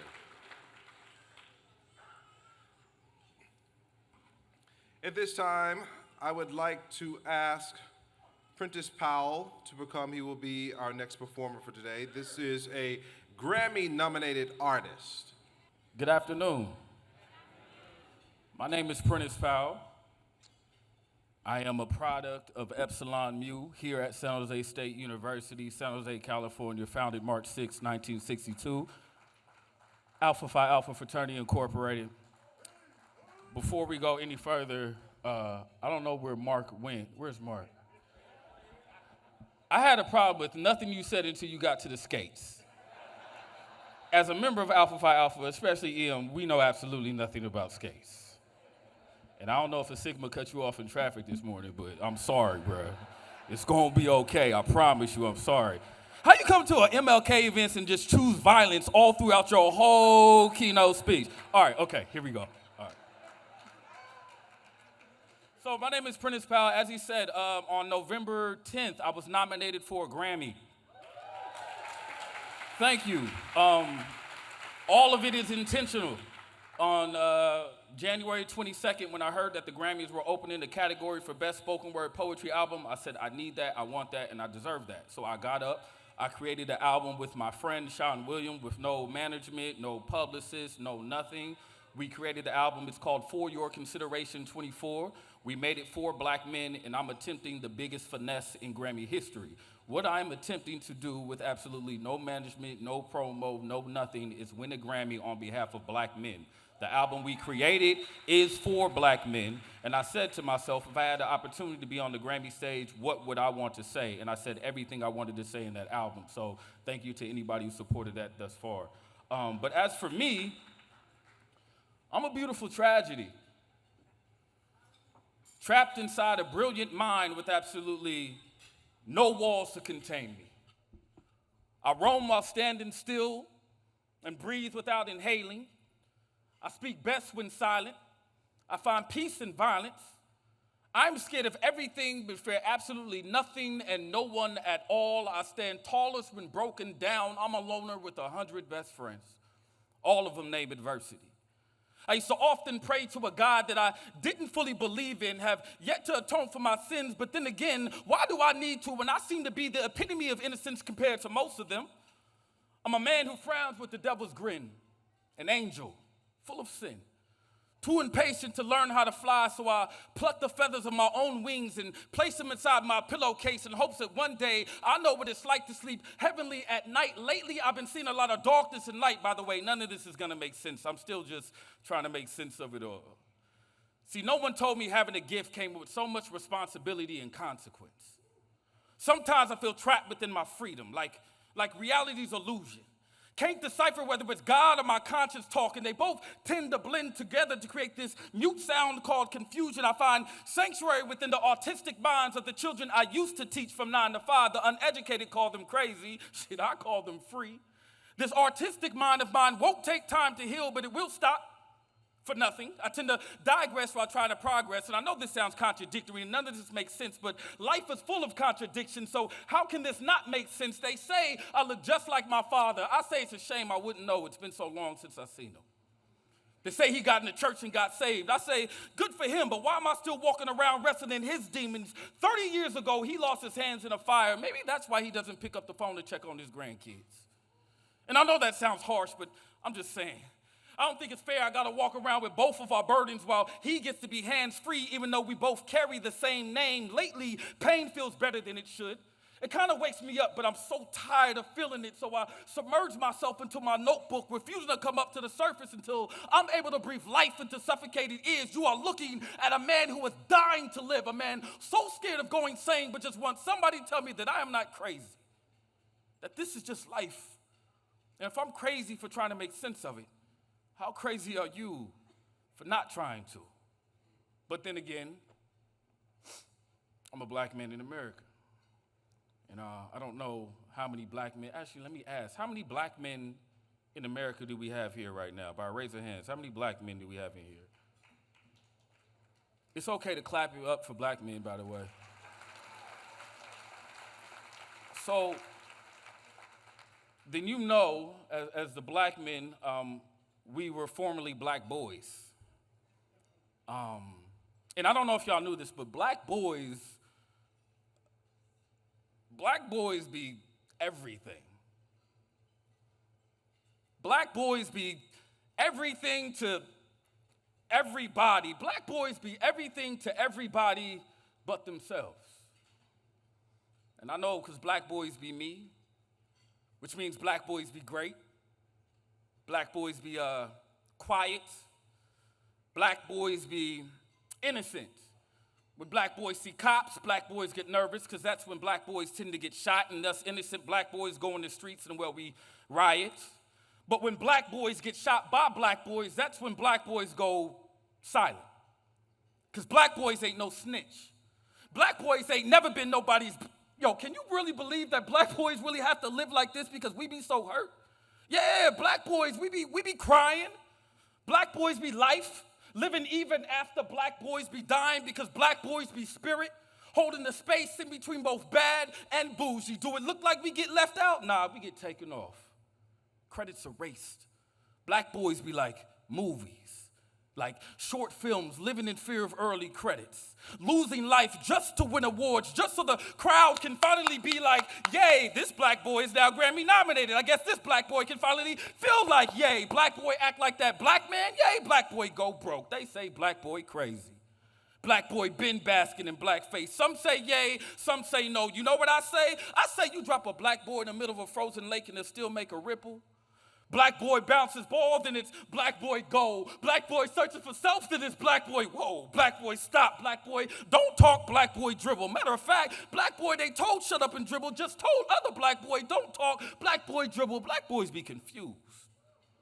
Black boys be buck broken for big bucks, so black boys don't be seeing clear. Black boy do anything to black boy for white face paper, white face approval. Black boy be the new overseer, stay in the newest whip, dripped up like Django. Black boys be like, free my niggas, just to turn them around and put them in chains, though. What I'm saying is, black boy, be careful. Some are gonna wanna flaunt you more than they actually want you. Black boy, beware. They'll have you thinking this ain't your reflection speaking. Black boy be me, so black boy be love. Black boy be me, so black boy been enough. Black boys be everything. Black boys be everything to everybody. Black boys be everything to everybody but themselves. But what do I know? I know I don't know much. And I don't know if you learn like I'm learning this and realizing this as I get older. The more genius, amazing, and brilliant, and the more close I get to stepping and walking into my actual greatness, and the more that I actually learn, the more I realize how much I truly love myself, the more I realize how much I don't know. And I feel like the older you get, if you get smart enough, you realize that there is a lot out there that you do not know. And I know I don't know much. But I can say that I know what love is. I know emptiness. I know what it feels like to be trapped. I know what it means to be free. I know some of the world's most beautiful songs are ones that have never been sung. I know what it's like to stand on the edge of a cliff with fully functional wings but clipped confidence, scared that the impact of crashing into that glass ceiling is somehow gonna hurt more than falling to the floor, and I know, Lord knows, I need to jump. I know that we as men will blatantly lie to a woman's face just to protect your feelings. And I know that men ain't the only ones who could be scandalous. I know that God believes in far more than second chances. See, I've been to church with the devil sitting on my shoulders, and I swear to God, sorry, God, I swear it was so hard to stand up when they prayed. What I'm trying to say is I know pressure. I know the weight of the world rests on my tongue. Yo, Mark, maybe that's why we're so misunderstood. I know I've learned from some of my mistakes, and I know I have plenty more to make. I don't know much, but I do know I've lived long enough to know that I don't know anything. I know they don't like my skin. I know what it's like to experience hate, only to pray, forgive, and experience again the very next day. I know you better keep your hands on that steering wheel until he asks for your ID. And I know if he lets you go, you better drop down to your knees and thank God that you make it to see that next block, but I'm not dumb. I know I can still get shot by a cop around the corner. I know my skin isn't popular, but my culture is. I'm going to say it again. I know my skin isn't popular, but my culture is. I know I fear the day I have to explain racism to my kids after they've experienced it. I know cops who patrol black neighborhoods should receive a welcome packet that consists of a pack of Skittles, a spittle of CDs, an Arizona iced tea, and a jar of black boy innocence. And I know with this gift God gave me, people will constantly judge me for my views, so I promise y'all I'm trying to get right with God, but I'm conflicted. I keep smoking weed while trying to read scripture and listen to T.D. Jakes on YouTube, and I know some of you Christians are going to judge me for that line too. I just hope you forgive me for my honesty, you know, the same way you ask God to forgive you for your lies. I know that somewhere in America, there was a mother reading a raisin in the sun, trying to distract herself from the struggle she's facing, trying to raise a son who can't seem to raise his grades, but knows how to raise a gun. I know she prays in between pages that he stays safe while she works late. And I know before she goes to work, she'll go in the kitchen, cook him up a plate, leave it on the stove, even though she knows she should be getting some sleep that's long overdue and much needed. And I know when he gets home, he won't eat it. He's too full of sin to have a taste of heaven right now. So he leave it right there on the stove because he knows when she gets home, she's going to be hungry. And off that gesture alone, she will know there is still hope for him. I know it's hard raising a young black boy in an old white world. I know I don't want to die. I know that God is the reason why I'm still alive. I don't know much, but I do know I've lived long enough to know that I don't know anything. Last thing I'll say that I do know. I know that I spent so much of my life chasing other people's aspirations, other people's dreams, and other people's goals that they had for me. And I know that the moment that I finally decided to pour into who Prentice is, when I finally decided to stop chasing women, when I learned about energy exchange, brothers, please get on it. When I learned about self-care, everything changed for me. I would really, really, really, really hope and encourage every single person in here to get to know yourself a little bit better. If you do not tell yourself you love yourself in the mirror, tell yourself that you love yourself in the mirror. And you are absolutely who you say you are. I wish the most and the best for you. My name is Prentice Powell. On February 4th, I plan on winning the Grammy. I thank y'all for listening, and have a great day.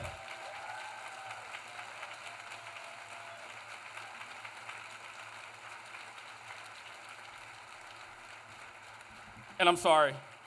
11119! It was all great until the end. Let's give it up for Grammy-nominated Prentice Powell. And we see why he's Grammy-nominated. Also, alum of San Jose State University, so there you go. All right, ladies and gentlemen, I would like to ask to come to the stage the AACSA Board Vice Chair, Tammy Sanders.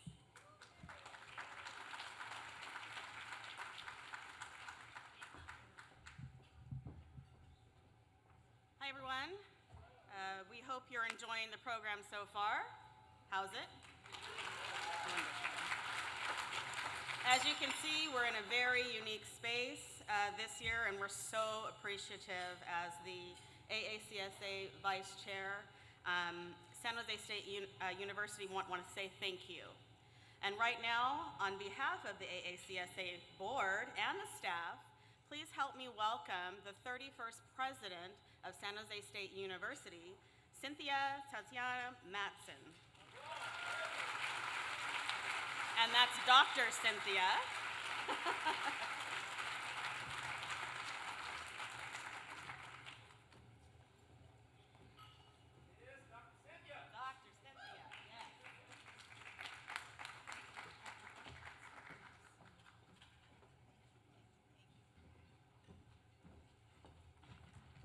Well, good afternoon, everyone.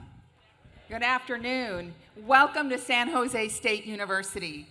On behalf of my husband, Mike Matson, and I, who is here with me, and many of our team members from San Jose State University, we are delighted to welcome our elected officials, our community leaders, our tremendous students, some of them who are at my table today, supporters and sponsors, and can I hear from our alumni? It is our privilege and honor to host the 44th Annual Martin Luther King Luncheon. And it's an honor for me personally to be here with you today. On this date, right here on our campus, this luncheon, well, last year was somewhere else, this luncheon was the very first official event I attended as president of the university. I was there with the incomparable Wanda Hendricks, who is with me today, and my colleague, Vice President Patrick Day. I'd like to ask Patrick and Wanda to please stand for a moment. I am extremely grateful to the both of you for your service to SJSU and your support for me personally. Thank you for joining us today. A year ago, when I came to this event, I was inspired by the community engagement and the leadership impact that AACSA has created by maintaining this luncheon. It was important to me to host this event at SJSU as a powerful symbol of Dr. King's rich legacy. He believed in education as the game-changing opportunity, as we've heard, to disrupt prejudice and to end segregation and discrimination and so much more. But Dr. King championed the idea, and I quote, that education should be a universal right, accessible to all, regardless of race or background, end quote. Well, San Jose State is absolutely a significant place of learning in our community, and it's fitting to honor Dr. King's legacy and my place as the first Latina president in our community. Not the last, I'm sure. I welcome again and applaud the organizers from AACSA. Thank you for accepting my suggestion to host this incredible event right here. I look forward to continuing our partnership. Last summer, I had an opportunity to go down to the offices, and I was met by so many of the AACS team, some of their board members, and the outstanding Spartan alumni that work there. Let's go, AACSA. I was honored to attend their 45th anniversary gala where some SJSU colleagues were recognized. Last September, I was proud to celebrate our campus and community library turning 20 years old with our city partners, an innovative place of learning that bears Dr. King's name. Dr. King's presence is celebrated here all year long. The library is also home to Dr. Martin Luther King Jr.'s collection on the 3rd floor. So Dr. King's commitment to justice, equality, and access to education is alive and well here at San Jose State, as well as the entire Cal State system. Last year, the CSU issued a Black Student Success Report, which was aimed at ensuring academic success for Black students at all 23 campuses. The report identified 13 recommendations to promote Black student success and asked each university to select 3 to concentrate on. Here, we've launched a task force led by Drs. Patient Bryant, who is here today, Tejan White, and Sean Fletcher. And we have committed to many improvements over the course of the year. One of our thought partners on our initiative is the Black Leadership and Opportunity Center, or the BLOC, which for years has done very important work in preserving the spirit of Dr. King here on campus. The BLOC opened almost exactly 6 years ago in this very building and serves as a home for Black Spartans, offering services from recruitment through graduation. For instance, the BLOC facilitates the new Black Spartan Institute at the start of the academic year to help incoming Black Spartans navigate their experiences. They also help organize the Black graduation ceremony, which has now occurred every year in the spring for more than 40 years. I'll say, we are committed to providing and maintaining opportunities for Black students in all disciplines, including STEM fields where representation is still lacking. For example, we host a Black Engineering Week here on campus, which drives our long-term goal to increase the number of African American engineers in the Silicon Valley.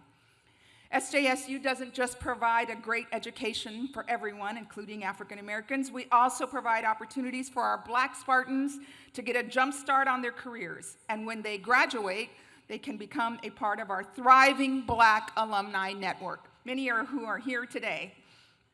Lastly, as a Reverend, Dr. King knew how important spaces of faith were in the Black community. Many of our Black Spartans attend faith institutions throughout the South Bay. And that's why we're bolstering our Super Sunday initiatives, working closely with Black faith leaders throughout the county, which will help anchor us and build stronger ties with the Black community right here in our own backyard. As you heard earlier in reference to Maya Angelou, I am often drawn to her work.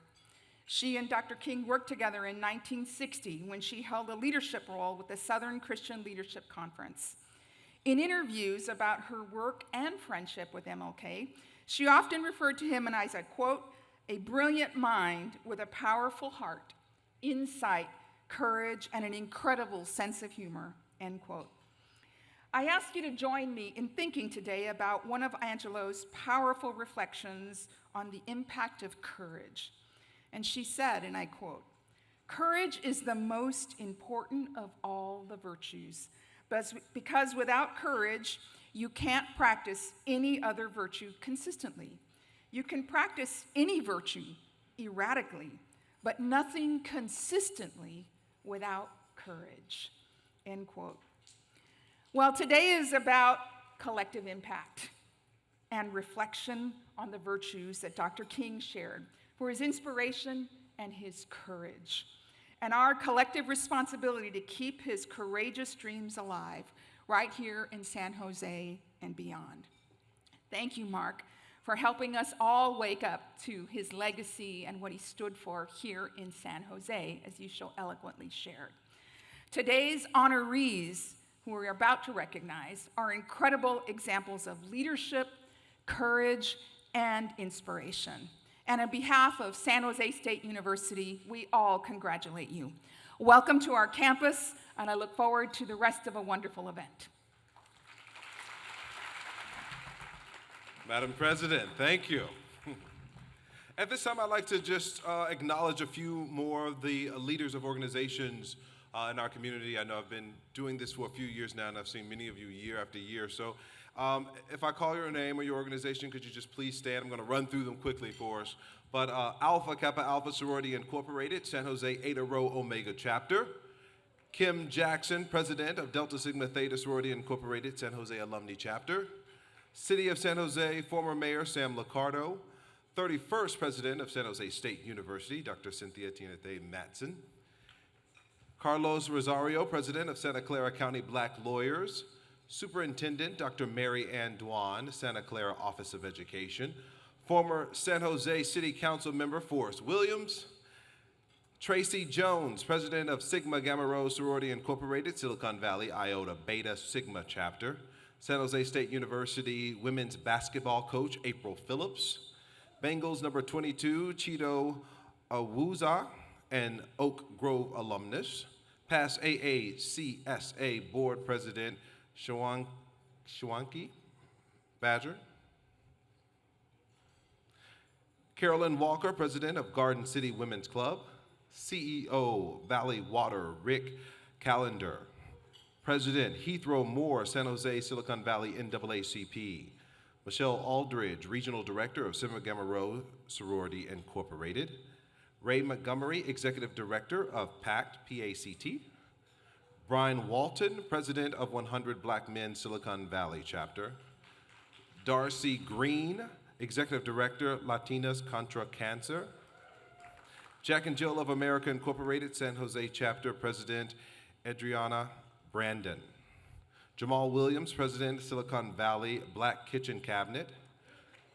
Nirvana Soul, in the house, as they say. Founders Bianca and Veronica.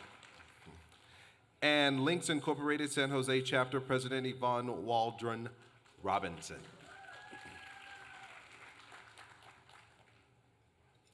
And at this time, I would like to ask Javier Gonzalez, Google Head of Local Government Affairs, Public Policy, and External Affairs for California, to please come to the stage.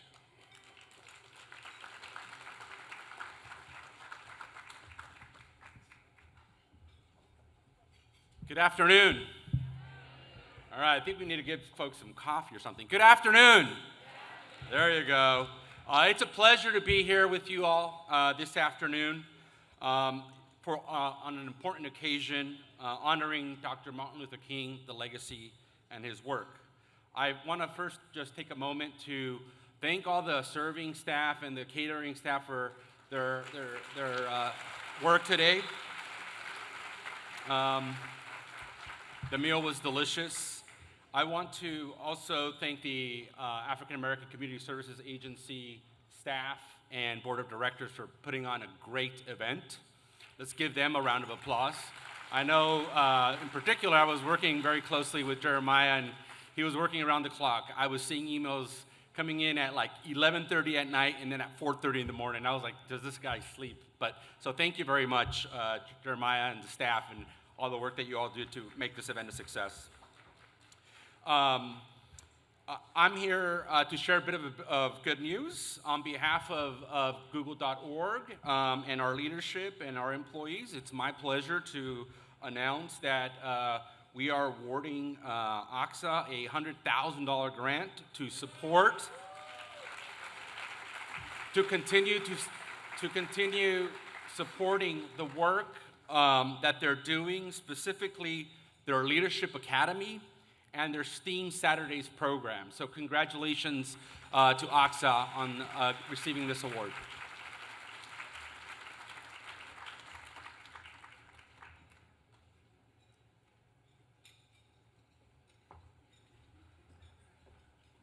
And ladies and gentlemen, I know that you have seen our photographers around here taking pictures and everything.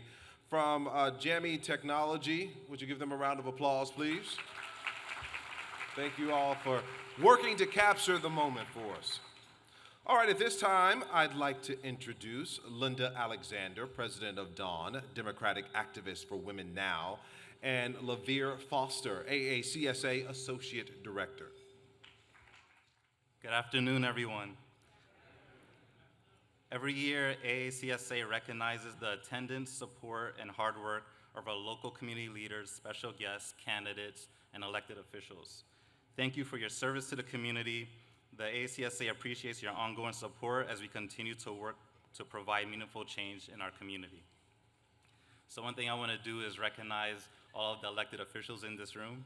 I recognize there's a lot of you here, so please bear with me. First off, we have Omar Torres, City of San Jose, Councilmember District 3. We have Clay Hale, Trustee, San Jose Evergreen Community College District. We have County Board of Supervisor Joe Smithian and candidate for the 16th congressional seat. We have President of Foothill De Anza College Board of Trustees, Patrick Aarons, and a candidate for Assembly District 26. We have San Jose City Council Member Rosemary Kamai, District 1. We also have San Jose City Council Member Peter Ortiz. We have Dr. Tanya Jaco, Board of Trustees, Oak Grove School District. Derek Grasty, Mount Pleasant Elementary School District. Cindy Chavez, County Board of Supervisors, District 2. Council Member David Cohen, District 4. Council Member Pam Foley, City of San Jose, District 9. Tony Alexander, Trustee, San Jose Evergreen Community College District. Christopher Norwood, Milpitas School Board. Rudy Rodriguez, Franklin McKinley School District. Carol Summersill, Vice Chair, El Camino Healthcare District. Council Member Deb Davis, City of San Jose, District 6. Susan Ellenberg, County Board of Supervisors, District 4. Tamara Hall, candidate, Santa Clara County Board of Education. Betty Dung, candidate for Santa Clara County Board of Supervisors, District 2. Pamela Campos, candidate for San Jose, District 2. Franklin McKinley School District Superintendent Juan Cruz. Sergio Jimenez, City Council Member, District 2. President Samuel Washington, San Jose Evergreen Community College District. Corina Herrera, candidate, County Board of Supervisors, District 2. Sam Licardo, former San Jose Mayor and candidate for the 16th Congressional District. Sunnyvale Mayor Larry Klein. San Jose City Council Member for District 8, Domingo Candelas. Assembly Member Ash Carroll, District 25. And lastly, Milan Ballantyne, Trustee, Franklin McKinley School Board, and Executive Director for the African American Community Service Agency. Lastly, AACSA is nonpartisan. It is our duty to inform the general public of their elected and community leaders.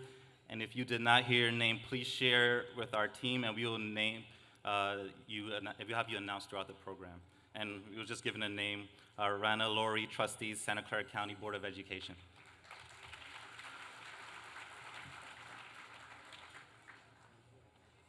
So now we'll go on to the presentation of the commendations given from the representatives.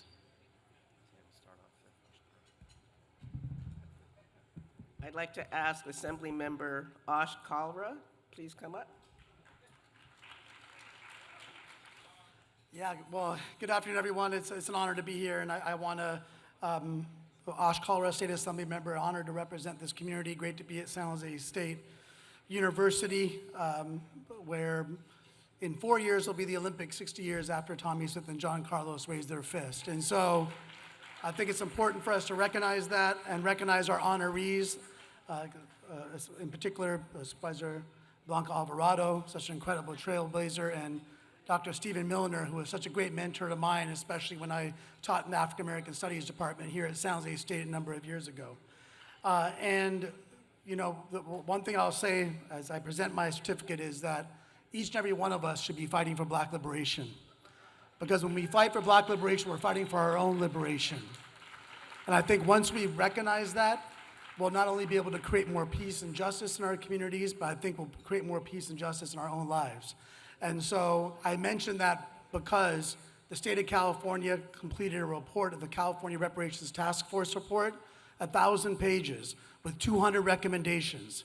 And so I ask each and every one of you, especially the elected officials here, that when the African American Community Service Agency comes to you to ask for support of those recommendations, don't say, well, I showed up at your lunch, I'm good. Show support for the recommendations, the reparations, when we actually go get the money that's going to go into the Black communities and go to Black families.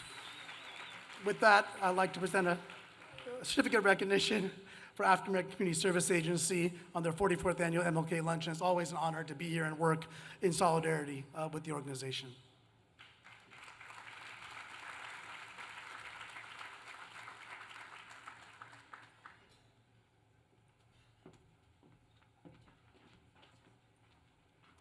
And next, we would like to call up the Santa Clara County Board of Supervisors.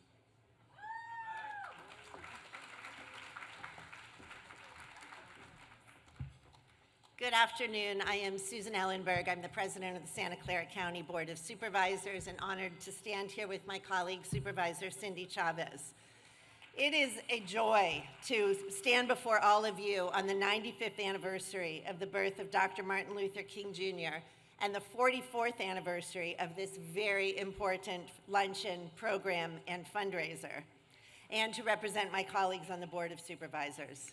I want to offer gratitude and respect to the African American Community Services Agency and all of the event sponsors, vendors, caterers, and participants, and the extraordinary honorees and every single person who is participating in today's event and keeps alive the legacy of Dr. Martin Luther King Jr.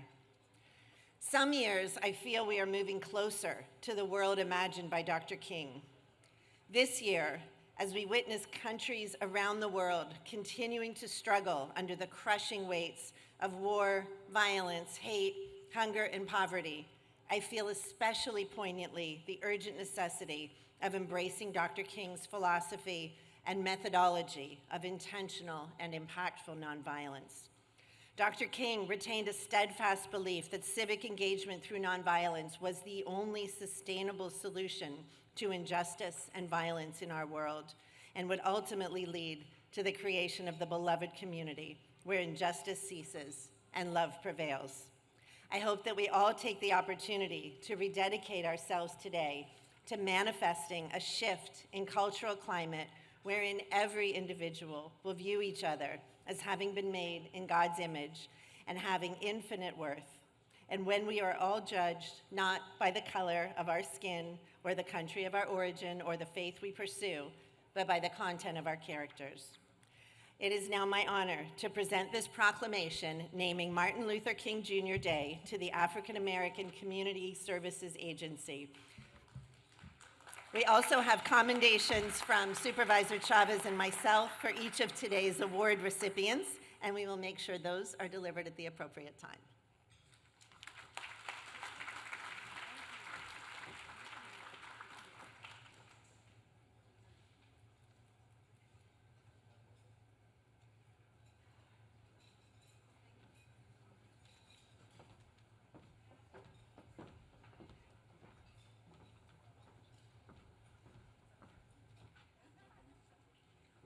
I'd like to ask Omar Torres to step up or come up, along with the City of San Jose council members.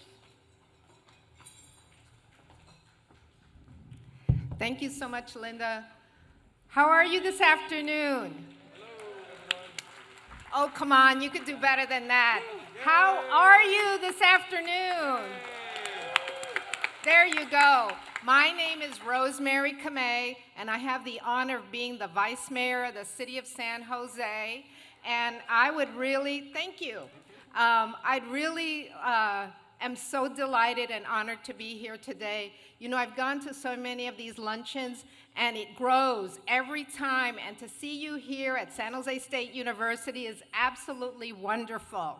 On behalf of the City of San Jose and the City Council, I would like to present this commendation to AACSA and really thank my colleagues, Omar Torres, Domingo Candelas, for spearheading this. I also want to invite every single one of you to come to our flag raising on February 2nd over at the Rotunda. We're going to celebrate Black History Month, and it's something that I hope that you can join us with. So with that, thank you so much.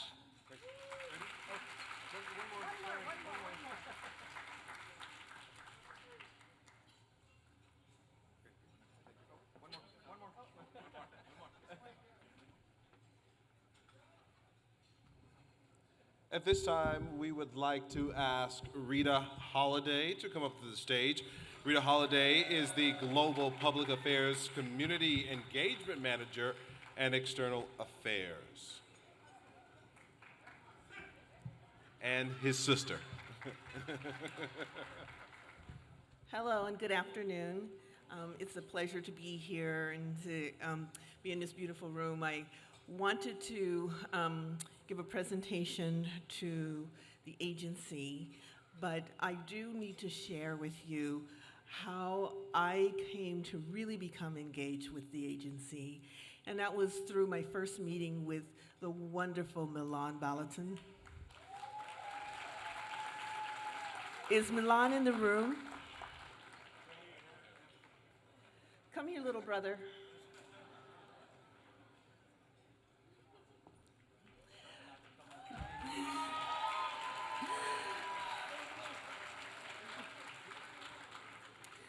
When I met him,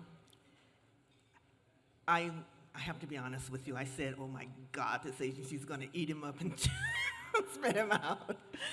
But Milan, I'm so proud of you. The agency has come so far under your leadership, under your kindness, your thoughtfulness, your perseverance. Very, very proud of you.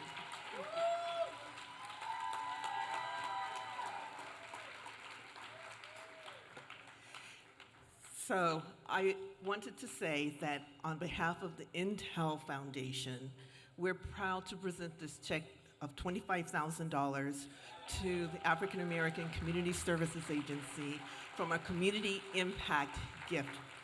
So thank you, the check is in the mail. So thank you all so much. And the people that joined me from Intel, thank you so much.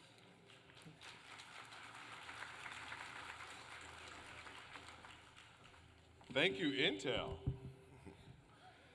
At this time, we would like Jamek Blue, Vice President of Eta Sigma Lambda Chapter of Alpha Phi Alpha Fraternity Incorporated, to come up and speak.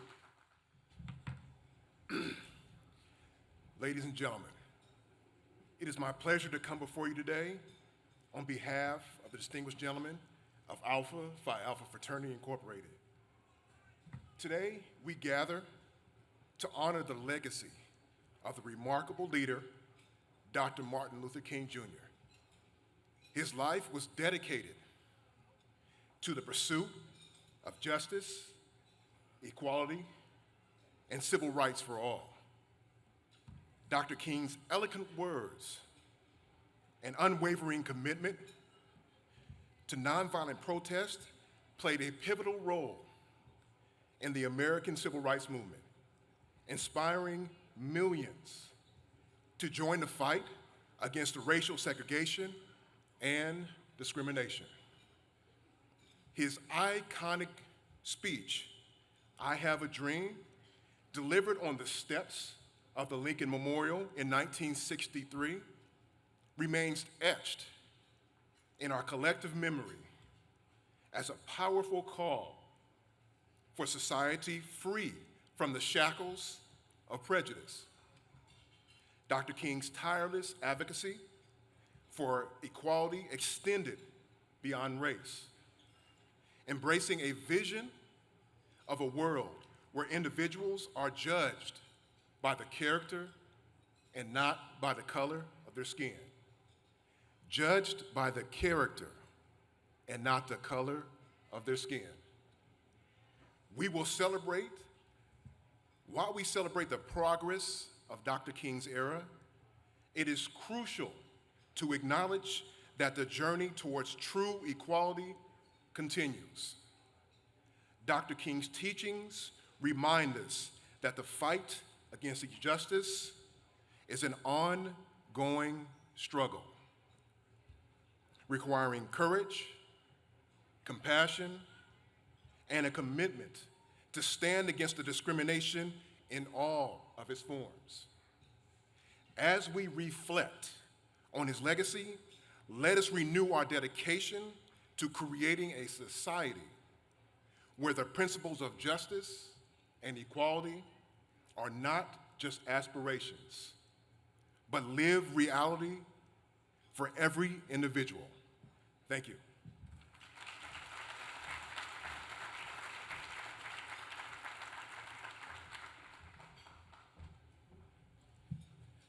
And I understand former Vice Mayor of San Jose, Chappie Jones, is here. Would you please stand? Oh, there you are. Good to see you.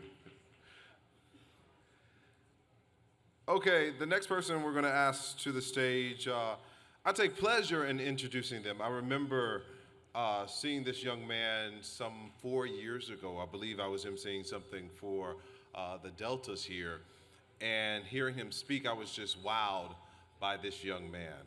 And he's grown up to do quite well for himself.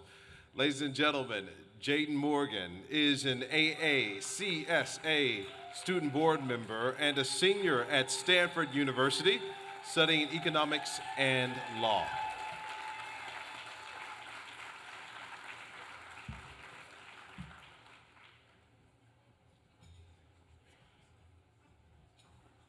Thank you so much, Marcus, for that introduction, and good afternoon, everyone. Hope everyone is still awake after that delicious lunch.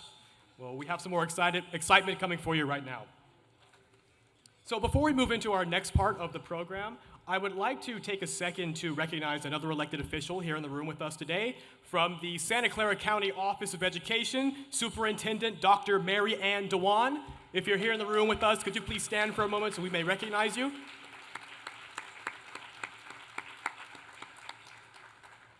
Thank you. So on behalf of the Board of Directors, I would like to thank everyone for attending this event today. Thank you for being a part of this and for celebrating the 95th birthday of Dr. King. And thanks to our honorees and the community, and for recognizing that there's work that still needs to be done in this very community. And also thank you to the entire team at AACSA and the volunteers today for putting this together. And thank you to our outstanding board members.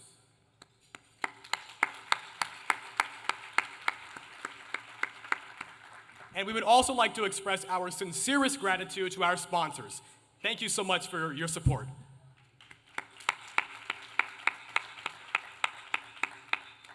And so now the moment we have all been waiting for, we have the chance to present the awards to our honorees and hear from some of them today.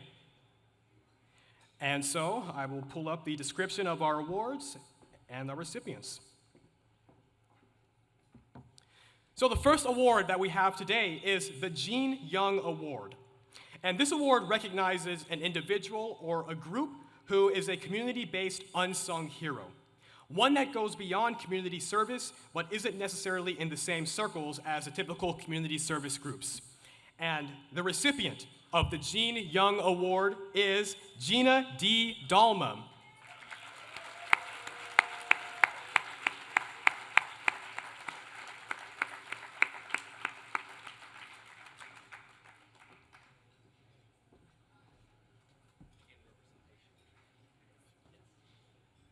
Thank you. And in representation today for Gina D. Dalma.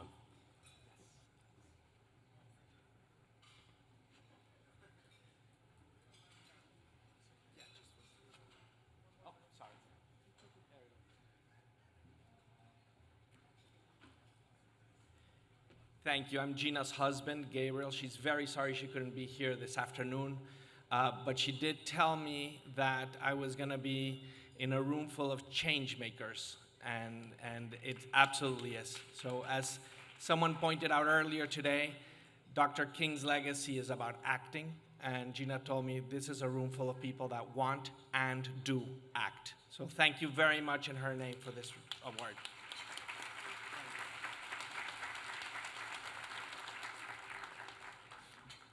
And next up, we would like to move on to our Drum Major Award. Now, the Drum Major Award recognizes individuals who exemplify leadership that promotes change in one's community. And the recipient of the Drum Major Award is Billy DeFrank from the LGBTQ+ Community Center.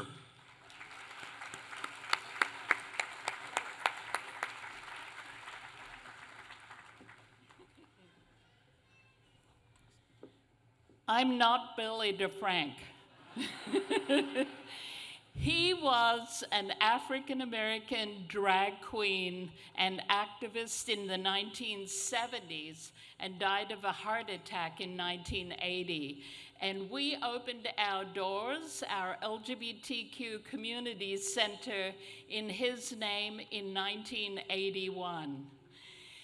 And what I want to say today is on Martin Luther King Day is that we are going to be honoring Bayard Rustin, who was actually the most charismatic organizer of the Martin Luther King rally in Washington, D.C. in 1963. And he was also an advisor to Dr. King, but he had to stay in the shadows and out of the limelight because he was gay. And this is one of the reasons why we all need to work together, because we all have these different aspects of discrimination that we are all dealing with, but they come from the same place. The same people hate all of us. So when we work together, we do so much better. Look what Bayard Rustin did.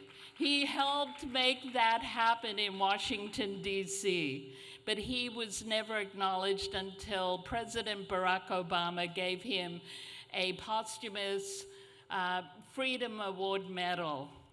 And also, Barack and Michelle Obama just produced a film about Rustin. It's called Rustin, and it's available on Netflix.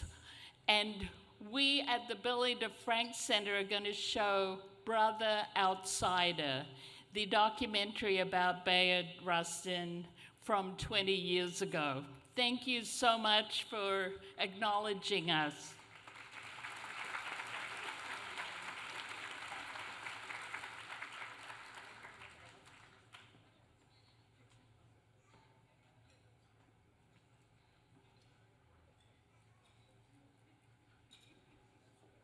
Next up, we have our Facing the Challenge Award.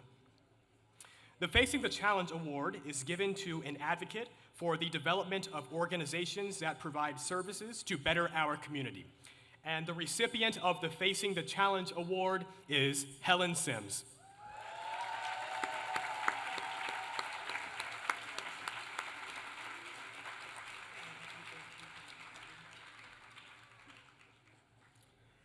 Coming to San Jose was almost shocking to me, coming out of the San Joaquin Valley and then walking into San Jose State at that time, now San Jose State University, with more than 20,000 students at that time.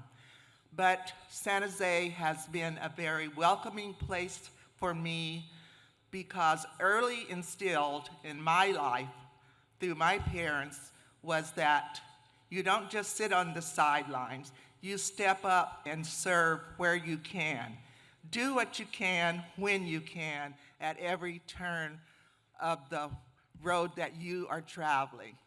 And my road has been deep and filled with many wonderful experiences, especially all of my beautiful students at Overfelt High School over the years. Go Royals!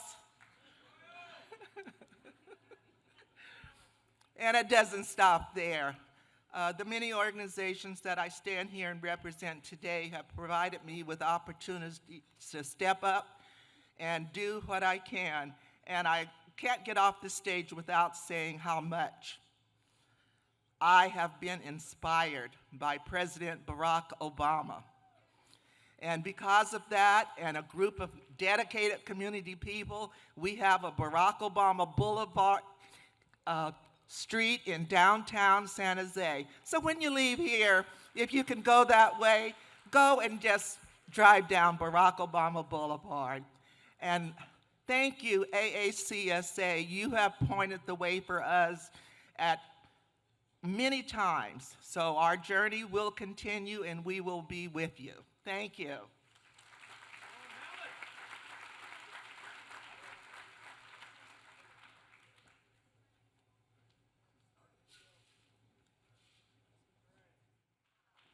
Next, we have the Spirit of Service Award.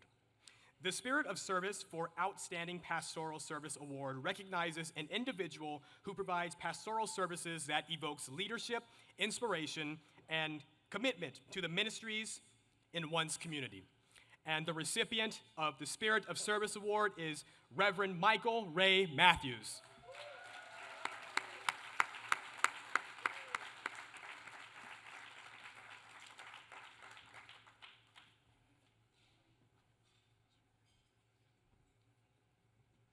Good afternoon, and to AACA, thank you so much for the invitation to be here and for this deep honor.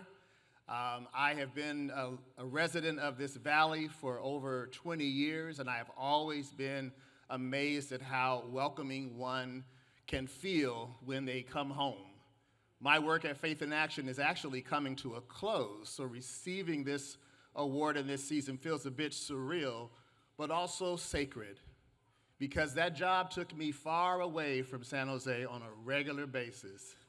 So to know that I could come home and be affirmed by my community means everything in the world to me.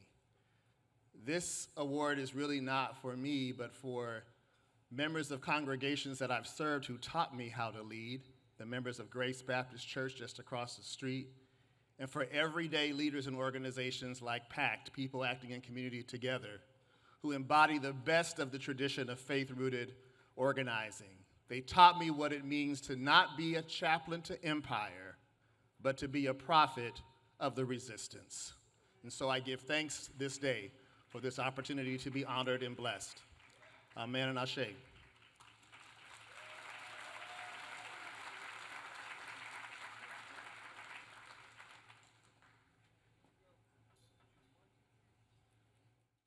Okay, and now we are moving on to our Iola M. Williams Lifetime Achievement Award. This award is in honor of the late San Jose Vice Mayor and living legend, Mrs. Iola M. Williams. The Iola M. Williams Lifetime Achievement Award is awarded to a person or persons that has contributed in the areas of leadership, service, community service, education, and within organizations. This person must have dedicated over 15 years to one or a combination of all of these categories. And so, our first recipient of this award is the Honorable Blanca Alvarado.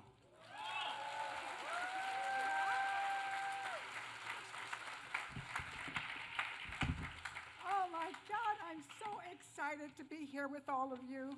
And I have to begin my comments by thanking Dr. Hill for his exhortations.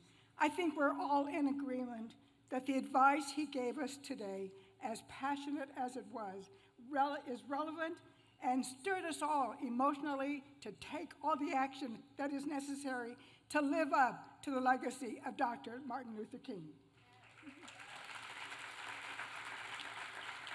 But I also want to thank Milan and the African American Community Services Agency for this distinguished award. I can't tell you how happy it makes me to be part of an organization like AACSA that has survived years and years of difficulty and still continues to be a beacon in our community, to bringing us together, uniting us, and reminding us that we all have a common cause.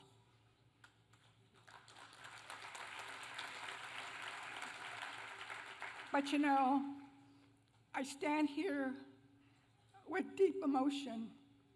Forgive me if I cry. But to be awarded the Iola Williams Lifetime Achievement Award is just really, really, really heartfelt and appreciated. For those of you that don't know this, Iola Williams and I were the two women of color serving on the San Jose City Council years and years ago, and for a long period of time. Iola Williams was a champion. She was one of the most remarkable African American women I've ever known. And for those of you who do not know, she and I formed a sisterhood on the city council, and we always had each other's back.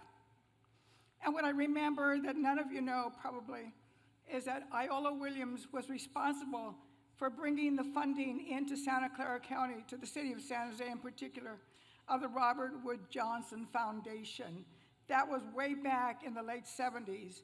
Throughout this, I think, probably through this period of time, the Robert Wood Johnson Foundation is a benefactor, or the city of San Jose is a benefactor of the community, of this organization.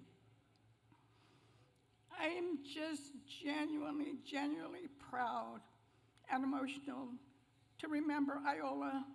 I can feel her standing next to me, always being assured that we were on the right track, always mentoring others, always speaking with such clarity, with such passion, with such authenticity in support of the less welcomed in our community.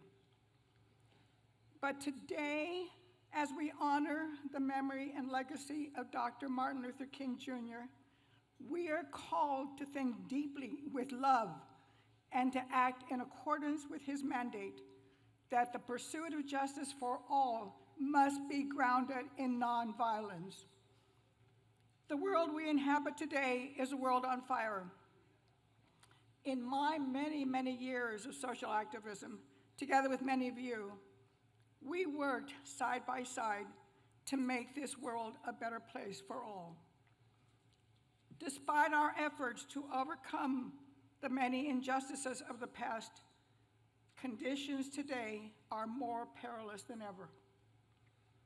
When national leaders deliberately, with searing racist and hatred in their hearts, and they maliciously spread lies and misinformation to keep their power over others, we must remember that the movement led by Dr. Martin Luther King Jr.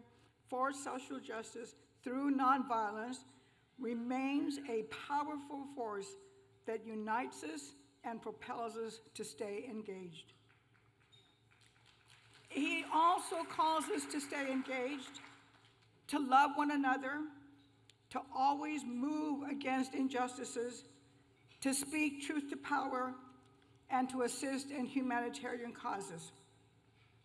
We all can make a difference. Dolores Huerta, who coined the phrase "Si se puede," was echoed by Cesar Chavez and President Barack Obama, "Yes, we can." And today, Si se puede, yes we can. In the words of Dr. Martin Luther King, we will, with love, with faith, we shall overcome. We shall overcome. We have overcome, and we will continue to overcome.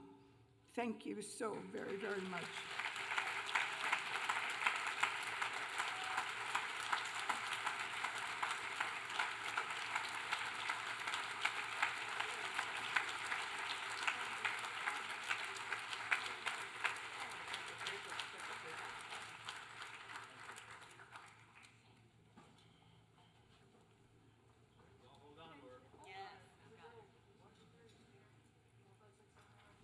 And now, our second recipient of the Iola M. Williams Lifetime Achievement Award, Dr. Stephen Milner.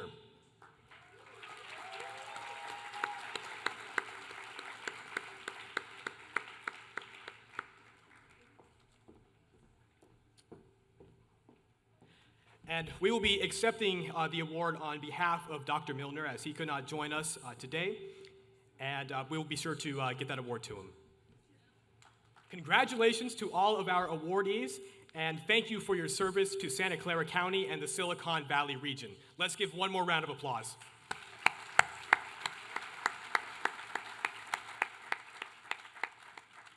And so as we close, and before I hand it over to Marcus, we would like to share an important update about the African American Cultural Center project. And we have a special video prepared for you all today from Program Manager Walter Wilson. And after that, we will announce the winners of our raffle. So if you could please turn your attention to the screens, we will roll the video.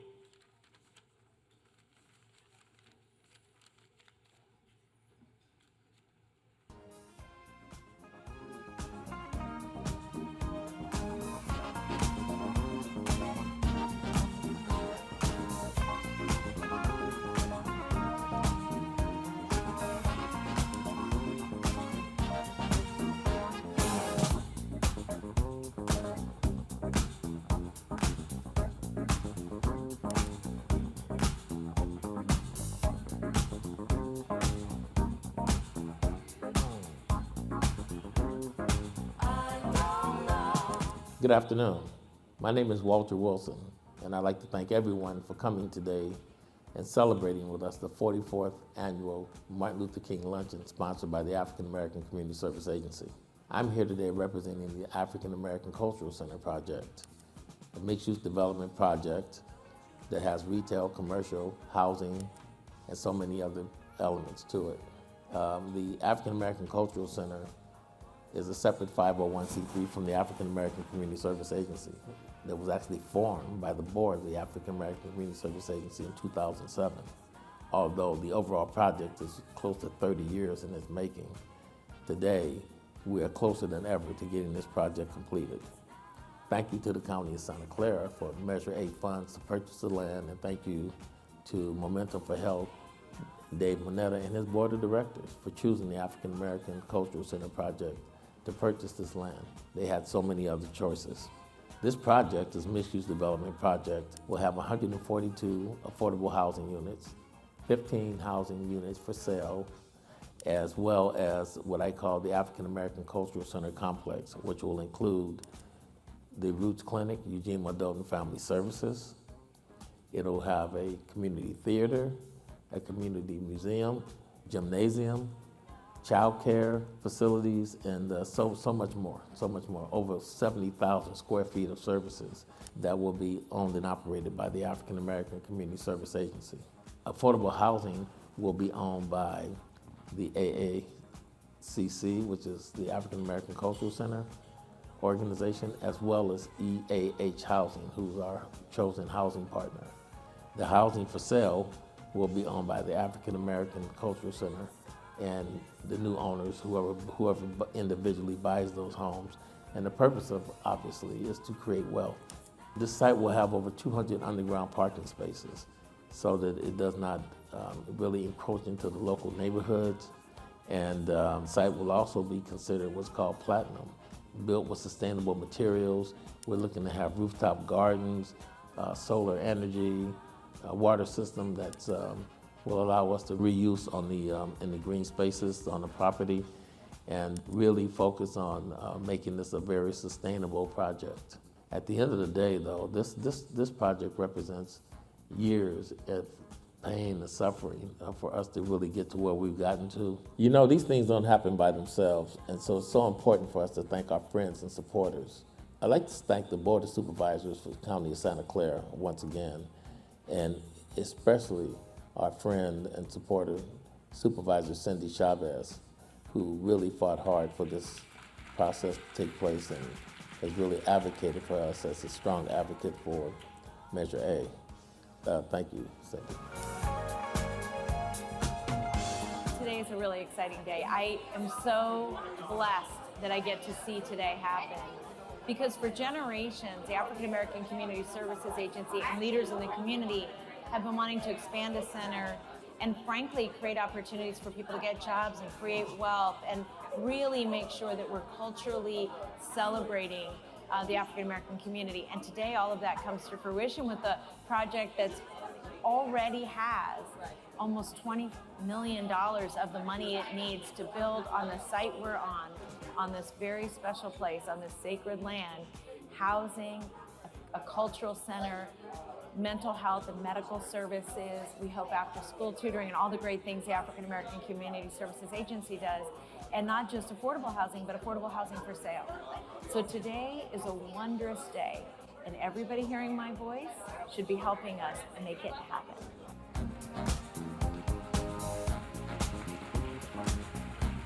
This will be not just a center for Santa Clara County and the city of San Jose, but it's time that it's not Los Angeles or San Diego or San Francisco. It's time that this kind of development, this kind of cultural center, finds its home here in San Jose. Obviously, it's going to be a true hub and an iconic center for people. We know that. You can see that. We know, again, based on the leadership at the forefront of this project, that that's just the way it's going to be. And that's why it was really a no-brainer for us. We get a lot of requests, a lot of budget requests, and we said, we need to do this. We need to do this. And thanks to the governor and the leadership of both houses for saying, this is a good and important project. Thank you for requesting it. And we're going to write it right into the 2023 Budget Act. So it's there, it's done. That check is coming, as they say. Also, our financial supporters, Silicon Valley Community Foundation, Destination Home, Heising Simon, Sobrato Foundation, Google.com, Bill's Cafe, Mosaic Limo, and Minority Business Consortium. In addition, we'd also like to thank Senator Dave Cortese for getting us a $3 million state grant for this project, as well as Congressman Ro Khanna for getting us a $5 million federal grant for this project. Thank you so much. We look forward to everyone participating in this process. We'll be having bricks that you can put your family's name on. It'll be very inexpensive to participate. Everyone will have an opportunity to participate in this project and put your family's name on it forever. This will be an iconic project. It will belong to all of us in this community, and we'll need everyone's help to move forward from here.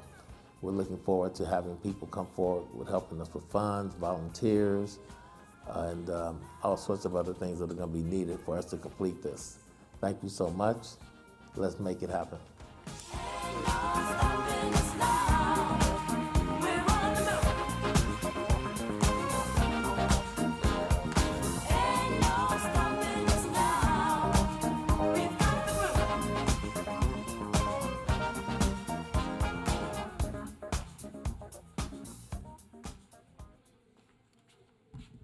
Looking good, right? All right. Okay, so now it's that time. You remember I told you all about those prizes, the flights around the world and the signed jerseys and things like that. Well, now is the time to claim your prize. Now, okay, before we get to the end, anybody else want to buy a ticket before we start drawing? Raise your hand. Come once, come twice. Oh. Okay, I think we're good. All right, don't say I didn't warn you. All right, we'd like to ask come to the stage representatives from Alaska Airlines as well from Aliyah Kohahi. Please come to the stage.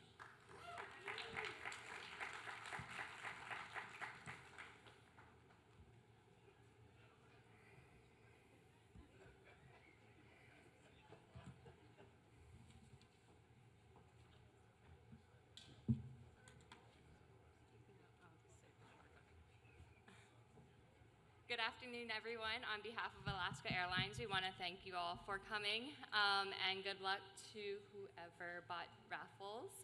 The tickets are for anywhere we travel. Yeah. All right. So do we have those tickets? Oh, here we come. Here we come.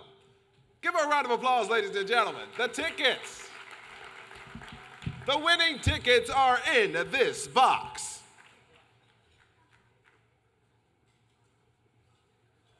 So you all want to say, I was cheating. Mix it up, mix it up. I was gonna grab yours, but since you wanted to talk all out loud and let everybody know I was helping you out, you got your little crown on. All right, I'm gonna get some help from somebody. Ma'am, you right here? Do you mind?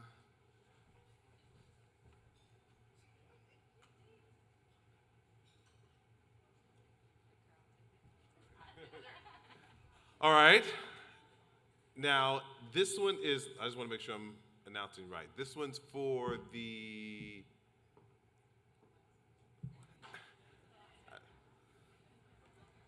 these are for the tickets. I just don't want to, okay, I'm saying these are for the tickets. Correct me if I'm wrong before I give these tickets away to the wrong person. All right, no one's stopping me, so I'm going to, airline tickets? All right. These are for the 2 airline tickets anywhere in the U.S., and there were some other places off on the island, so somewhere you can go. But the winning ticket number is 3. All right, okay. 3. The number is 3 6 0 9 7 8 2. That number again, I see somebody with a lot of tickets, so I'm gonna say it again. It's 3 6 0 9 7 8 2. Yep.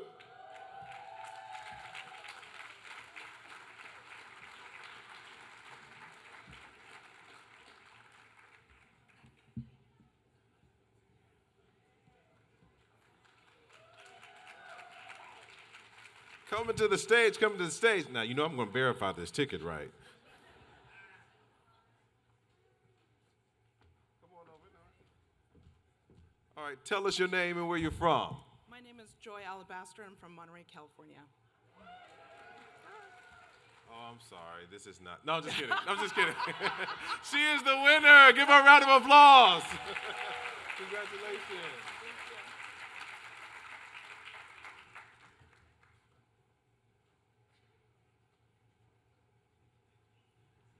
So tell everybody where we're going. There were 2 tickets. Where are we going? No, just kidding. Huh? Dubai. I don't remember saying Dubai on that tip. But if you paying, I'm going. All right. All right, ladies and gentlemen. Now we would like to announce the winner of those jerseys. It was from the silent auction. Are you all excited? How many did you all place a bet? Oh, okay, Ken. That's what I'm rolling with. All right. Well, I guess since they're not telling me who won, I'll take them home. Thank you all for coming out.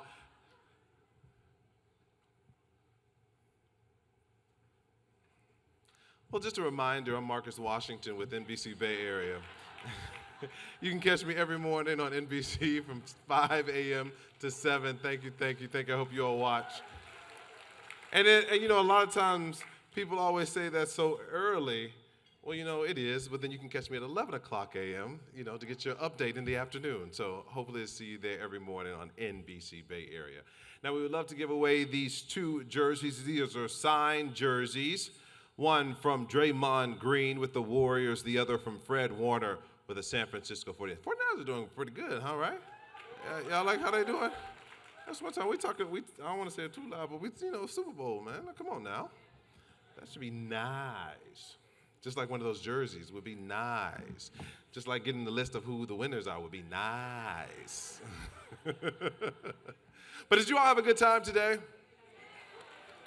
Again, we want to thank all the, if you took part in putting this all together, a member of the African American Community Service Agency, you volunteered in some kind of way, please stand up. We want to give you all your flowers right now.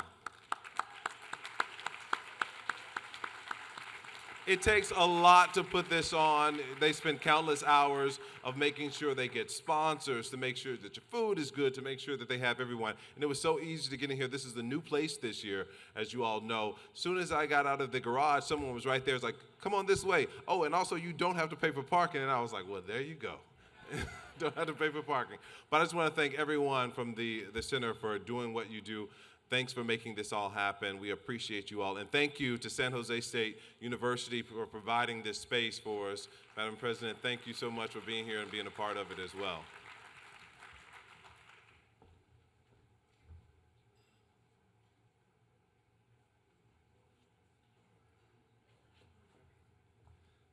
So those were part of the raffle too.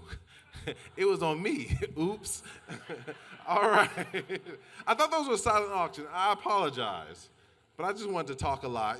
That's what, I get paid to talk, so I'm going to get some help from someone else. So this one, we'll go with Draymond's jersey first. So the winner of that will be...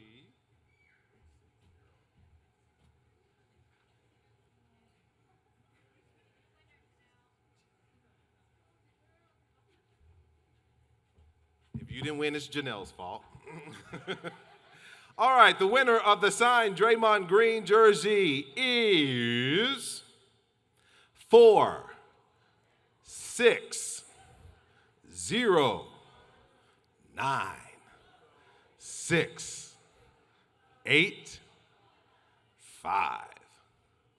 That number again, 4, 6, 0, 9, 6, 8, 5. Right here. Oh, we have a winner. Looks like this is the table of Delta Sigma Theta, past president of the San Jose Alumni Chapter. I know a little bit.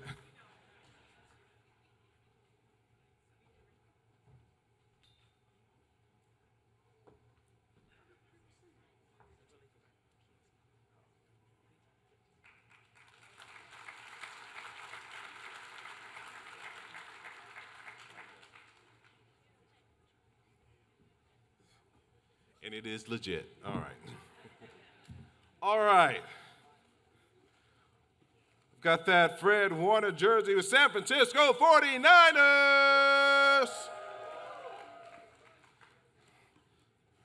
right, here we go. My queen, come on up.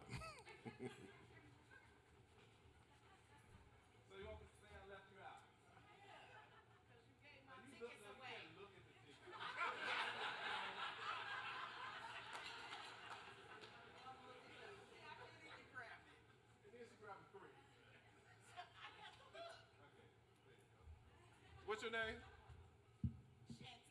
Shantia, thank you. If you didn't win, it's Shantia's fault. All right.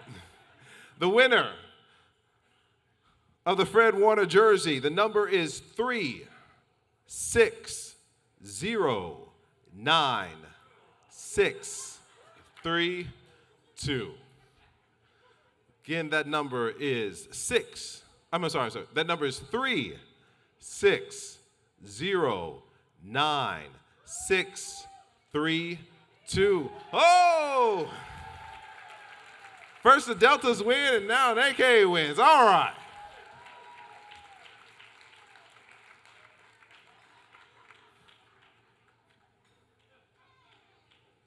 This is who I came in. We were on the elevator together.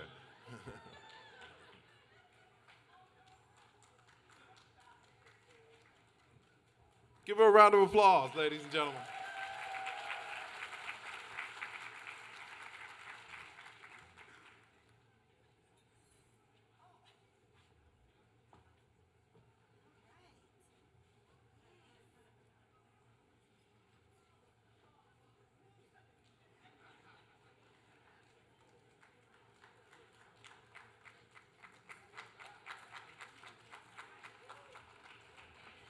First thing she said, my husband's gonna be so excited. All right, and?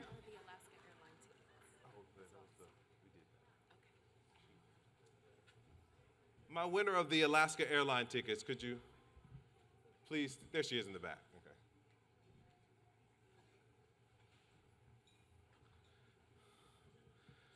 All right, well, the time has come for us to say goodbye. I want to thank you all for allowing me to be your MC for this afternoon. I hope you all enjoyed yourselves. At this time, I would like Derek Jackson to come up to the stage, please, to say the final closing remarks.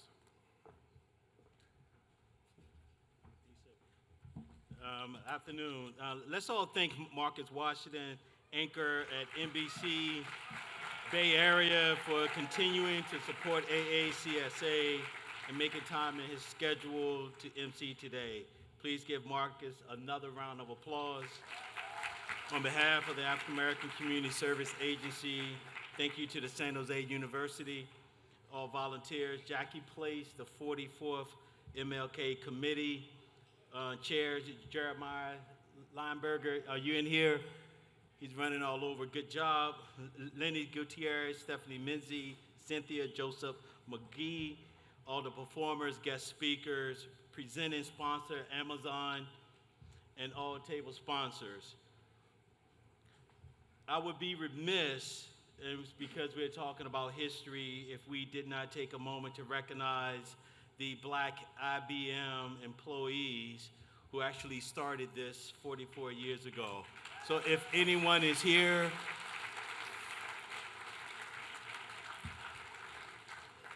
I know someone is here, please stand.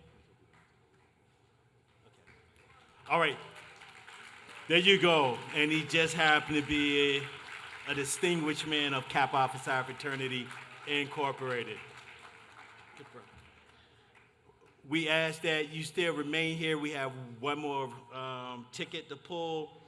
And then after that, we will enjoy the remaining of our time with San Jose State University alum, Phi Beta Sigma Fraternity Incorporated member, DJ Kwam. Thank you. All right, ladies and gentlemen, so you thought it was over. Well, it's not, and I'm going to explain. So there were 2 tickets to give away, but only 1 ticket per person, so there's another ticket. Hey, y'all ready? And I'm going to pull this one. So this is another one of those Alaska airline tickets, that ticket pretty much around anywhere you want to go. So, except Dubai. All right, here we go. The number is 3. Well, excuse me. I guess I can't blame anybody for this one, right? It's all me. All right, the number is 360-9125. 360-9125. Oh! Here we go. And that, ladies and gentlemen, that is the last raffle.